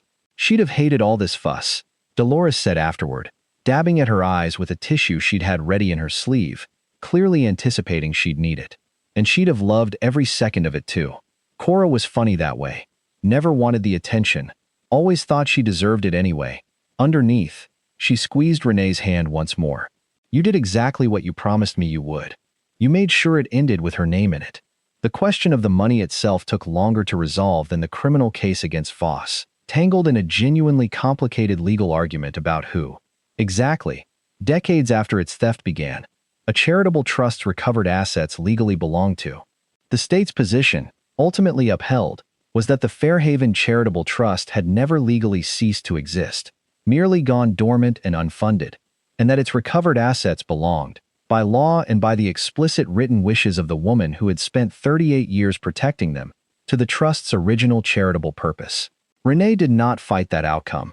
She had read her grandmother's letter enough times by then to know exactly what Cora would have wanted, and giving $460 million away had never once, even in her most exhausted, most financially desperate moments standing in that basement, felt like the point of any of it.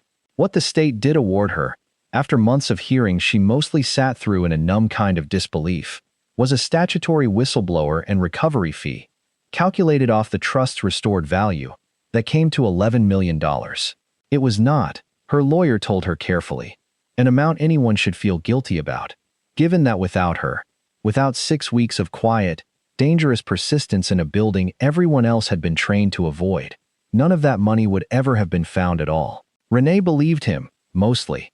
She still woke some nights doing the old math out of habit, rent against water bill against $11 for a field trip, before remembering that the math didn't work that way anymore, and probably never would again.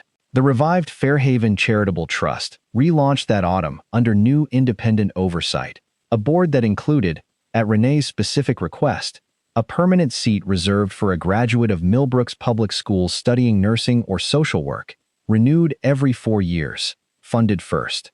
Its mission statement, drafted with input from Renee, from Dolores Finch, and from 3 surviving members of the original 1963 founding board, who had lived long enough to see their life's work finally do what it had always been meant to do, named its purpose plainly: to provide, without condition or discretion left to any single administrator, direct medical and financial support to families in the Fairhaven service region who could not otherwise afford care, honoring the 19-year nursing career and 38-year vigil of Corazon Delacruz, RN. The trust's first act, before it had even finished its formal incorporation paperwork, was to clear every outstanding medical debt held by any family in Millbrook County who qualified for indigent assistance under the original 1963 trust criteria.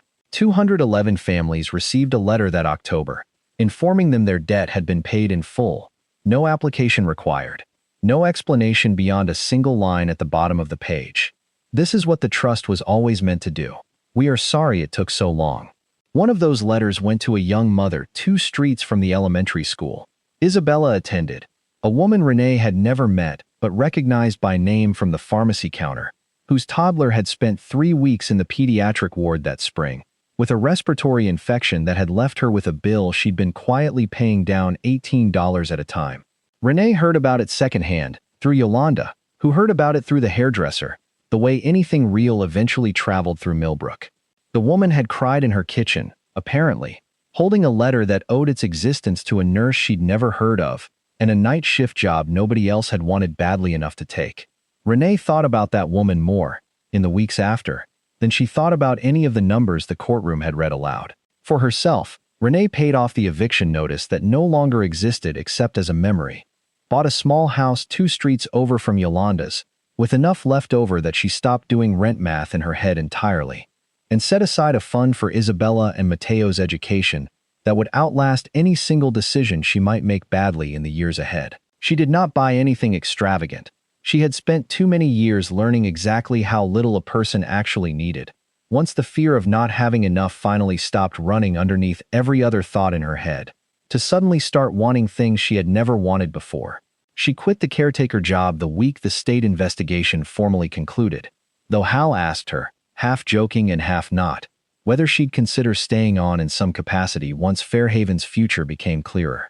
It did, eventually, at the same November hearing that had once loomed over her first weeks on the job as an ordinary line item on Hal's complaint list, the demolition permit finally coming up for its long-delayed vote. Renee sat in the third row of the county building that night, in the same kind of folding chair Fairhaven's old cafeteria still had bolted to its floor, and listened as the county commissioners, working from a recommendation drafted jointly by the Revive Trust and the State Historic Preservation Office, voted 4-1 to rescind Corazon Development Group's demolition permit entirely and designate the building a protected historic site. The one dissenting vote came from a commissioner who said, not unkindly, that he simply hated to see good condo money walk away from the county, and even he clapped, a little sheepishly, when the gavel came down. The first floor eventually reopened as a small museum documenting both the hospital's original mission and the corruption that had nearly erased it. The basement archive room preserved exactly as investigators had found it, gold and all, behind glass, with a placard that told visitors, in careful, unadorned language, exactly whose name belonged at the center of the story. Renee took a part-time position on the museum's founding staff, mostly because Hal asked her twice and because she found, somewhat to her own surprise, that she wasn't ready to be finished with that building yet, not after everything it had cost her family and everything it had finally given back. Hal stayed on too, technically employed now by the county rather than Corazon, and the two of them developed the particular easy friendship of people who have stood together in a basement at 3 in the morning and decided, without ever quite discussing it out loud, that they trusted each other completely. The museum opened the following spring, on a Saturday warm enough that the county set up folding chairs on the old front lawn, where weeds had once grown taller than a car door. Ortiz came, retired now from demolition work he'd never actually gotten to finish on that particular building, and shook Renee's hand for a long moment without quite managing to say anything, which told her more than words would have. Dolores Finch came too, in a wheelchair pushed by the same aide, and asked to be taken down to the basement first, before the ribbon cutting, before the speeches, so she could see it with her own eyes, gold behind glass, and a plaque with her friend's whole name spelled out in raised bronze letters nobody would ever be able to scratch off or forget again. Denise, when Renee finally told her the whole story over coffee that neither of them could really afford to spend 2 hours drinking on a workday anymore, listened with her mouth slightly open for most of it, and then said, with the particular satisfaction of a woman whose grandmother had been vindicated by proxy, "I told you that place took a nurse. I just didn't know how right I was going to turn out to be." Teresa flew in from 3 states away for the courthouse ceremony, and stayed an extra week afterward, longer than she had visited in years, and spent most of it sitting with Renee at the kitchen table, going through Cora's old photographs with a kind of attention she'd apparently never let herself give them while her mother was alive to notice the difference. She cried twice that week in front of Renee, which Renee could not remember her mother ever doing, not even at Diego's funeral, and admitted, on the 4th night, staring into a cup of tea gone cold, that she had spent decades quietly believing her own mother had simply been difficult, unstable in some vague, unnamed way that made it easier not to ask follow-up questions. "I keep thinking about all the years I told people she was just funny about hospitals," Teresa said, on the second to last night of her visit, watching Isabella and Mateo chase each other around the backyard in the last of the evening light. "I wonder if she needed me to believe her more than she ever let on. I wonder if that would have changed anything."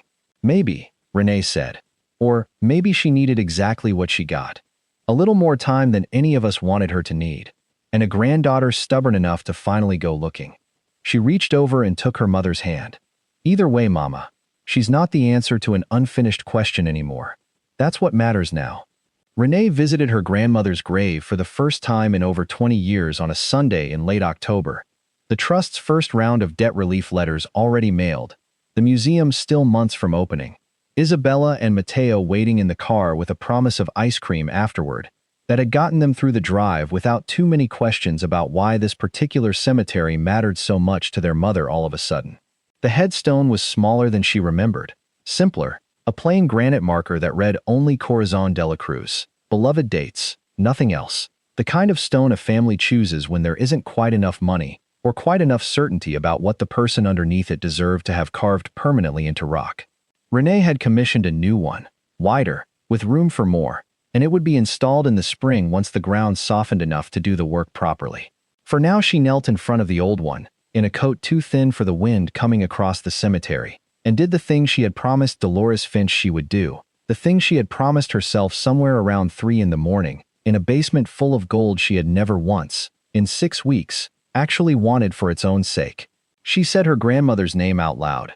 Corazon Delacruz, she said, to a headstone in a cold wind and a cemetery mostly empty on a Sunday afternoon. Registered nurse, 19 years at Fairhaven Memorial. You told the truth in 1988, and it cost you everything. And I am so sorry it took 38 years and a demolition company's flyer for anybody to finally believe you. The wind didn't answer, the way wind doesn't, but Renee found she hadn't really expected it to. She wasn't there for an answer. She was there to finish a sentence her grandmother had started decades before Renee was old enough to understand what she was hearing. Under a dining room table at a Christmas dinner nobody else remembered the same way she did. I found it, she said. All of it. Every dollar. Every ledger page. Every family you were trying to protect. It's going back to them now. The way you wanted. The way you wrote it down and hid it. And waited 38 years for someone to finally read. Her voice caught, and she let it. Because there was nobody there to perform composure for. Mama knows now. The whole town knows. There's a plaque going up with your name on it. At the hospital. Right by the door you spent so long protecting. People are going to walk past it for the rest of their lives and know exactly who you were and what you did. And it's not going to be a ghost story anymore. It's going to be the truth, the way you always meant it to be. She stayed a while longer, telling her grandmother, in no particular order, about Isabella's stubborn streak and Mateo's dinosaurs, and the small house 2 streets from Yolanda's with a kitchen big enough, for the first time in Renee's adult life, to actually cook a real dinner in without bumping elbows on the counter. She told her about Hal, and about Denise, and about a reporter named Daniel Ruiz, who had finally, decades late, gotten to finish the story he'd started as a 23-year-old with more conscience than power. She told her about 211 families, and a woman near the elementary school, whose toddler's hospital bill had simply disappeared one October morning. No explanation required. She told her, last, the thing she suspected mattered most. That she had stopped being afraid, somewhere in the last several months, of the particular kind of silence that comes from believing nobody will ever really listen. She thought, kneeling there, about the version of her grandmother she had grown up believing in, a quiet, difficult old woman who left holiday dinners early and talked about hospitals nobody wanted to hear about. She understood now that woman had never actually existed, had only ever been a shape other people's discomfort had pressed her grandmother into, year after year, until even her own family stopped being able to see past it. The real Corazon Delacruz had been exactly brave enough, for exactly long enough, and Renee intended to spend the rest of her own life making sure nobody ever again mistook that kind of courage for something smaller and easier to dismiss. Before she left, she pressed her palm flat against the cold granite for a moment. The way she imagined, though she had no real memory to base it on, her grandmother might once have pressed a hand against a newborn's back to check that she was still breathing. Thank you, Renee said, for putting it somewhere they'd never think to renovate, and for trusting that somebody would eventually think to look. She drove back into town with the windows cracked despite the cold, Isabella and Mateo already arguing cheerfully in the back seat about which flavor of ice cream was objectively the best one, and passed, on the way, the turnoff for Chapel Road, the old hospital just visible past the trees, scaffolding up now for restoration instead of demolition, lights on in the lobby where a construction crew was finally, carefully, doing the kind of renovation that put things back together instead of tearing them down. Somewhere inside that building, behind glass, in a room that had spent 38 years being the one place in town nobody wanted to enter, $460 million sat waiting to finish becoming exactly what it had always been meant to be. Not a secret, not a legend. Just an old woman's promise, Kept a little late, but kept completely. Stories like this remind us that starting over is terrifying, but it is always possible. If you or someone you love is facing a total reset right now, whether from a divorce, a loss, or a financial disaster, you need a plan. Scan the QR code on your screen or click the link below to get the Phoenix Blueprint for just $17. It gives you the exact steps you need to take in the first 48 hours and a 90-day plan to get your independence back. Thank you for watching.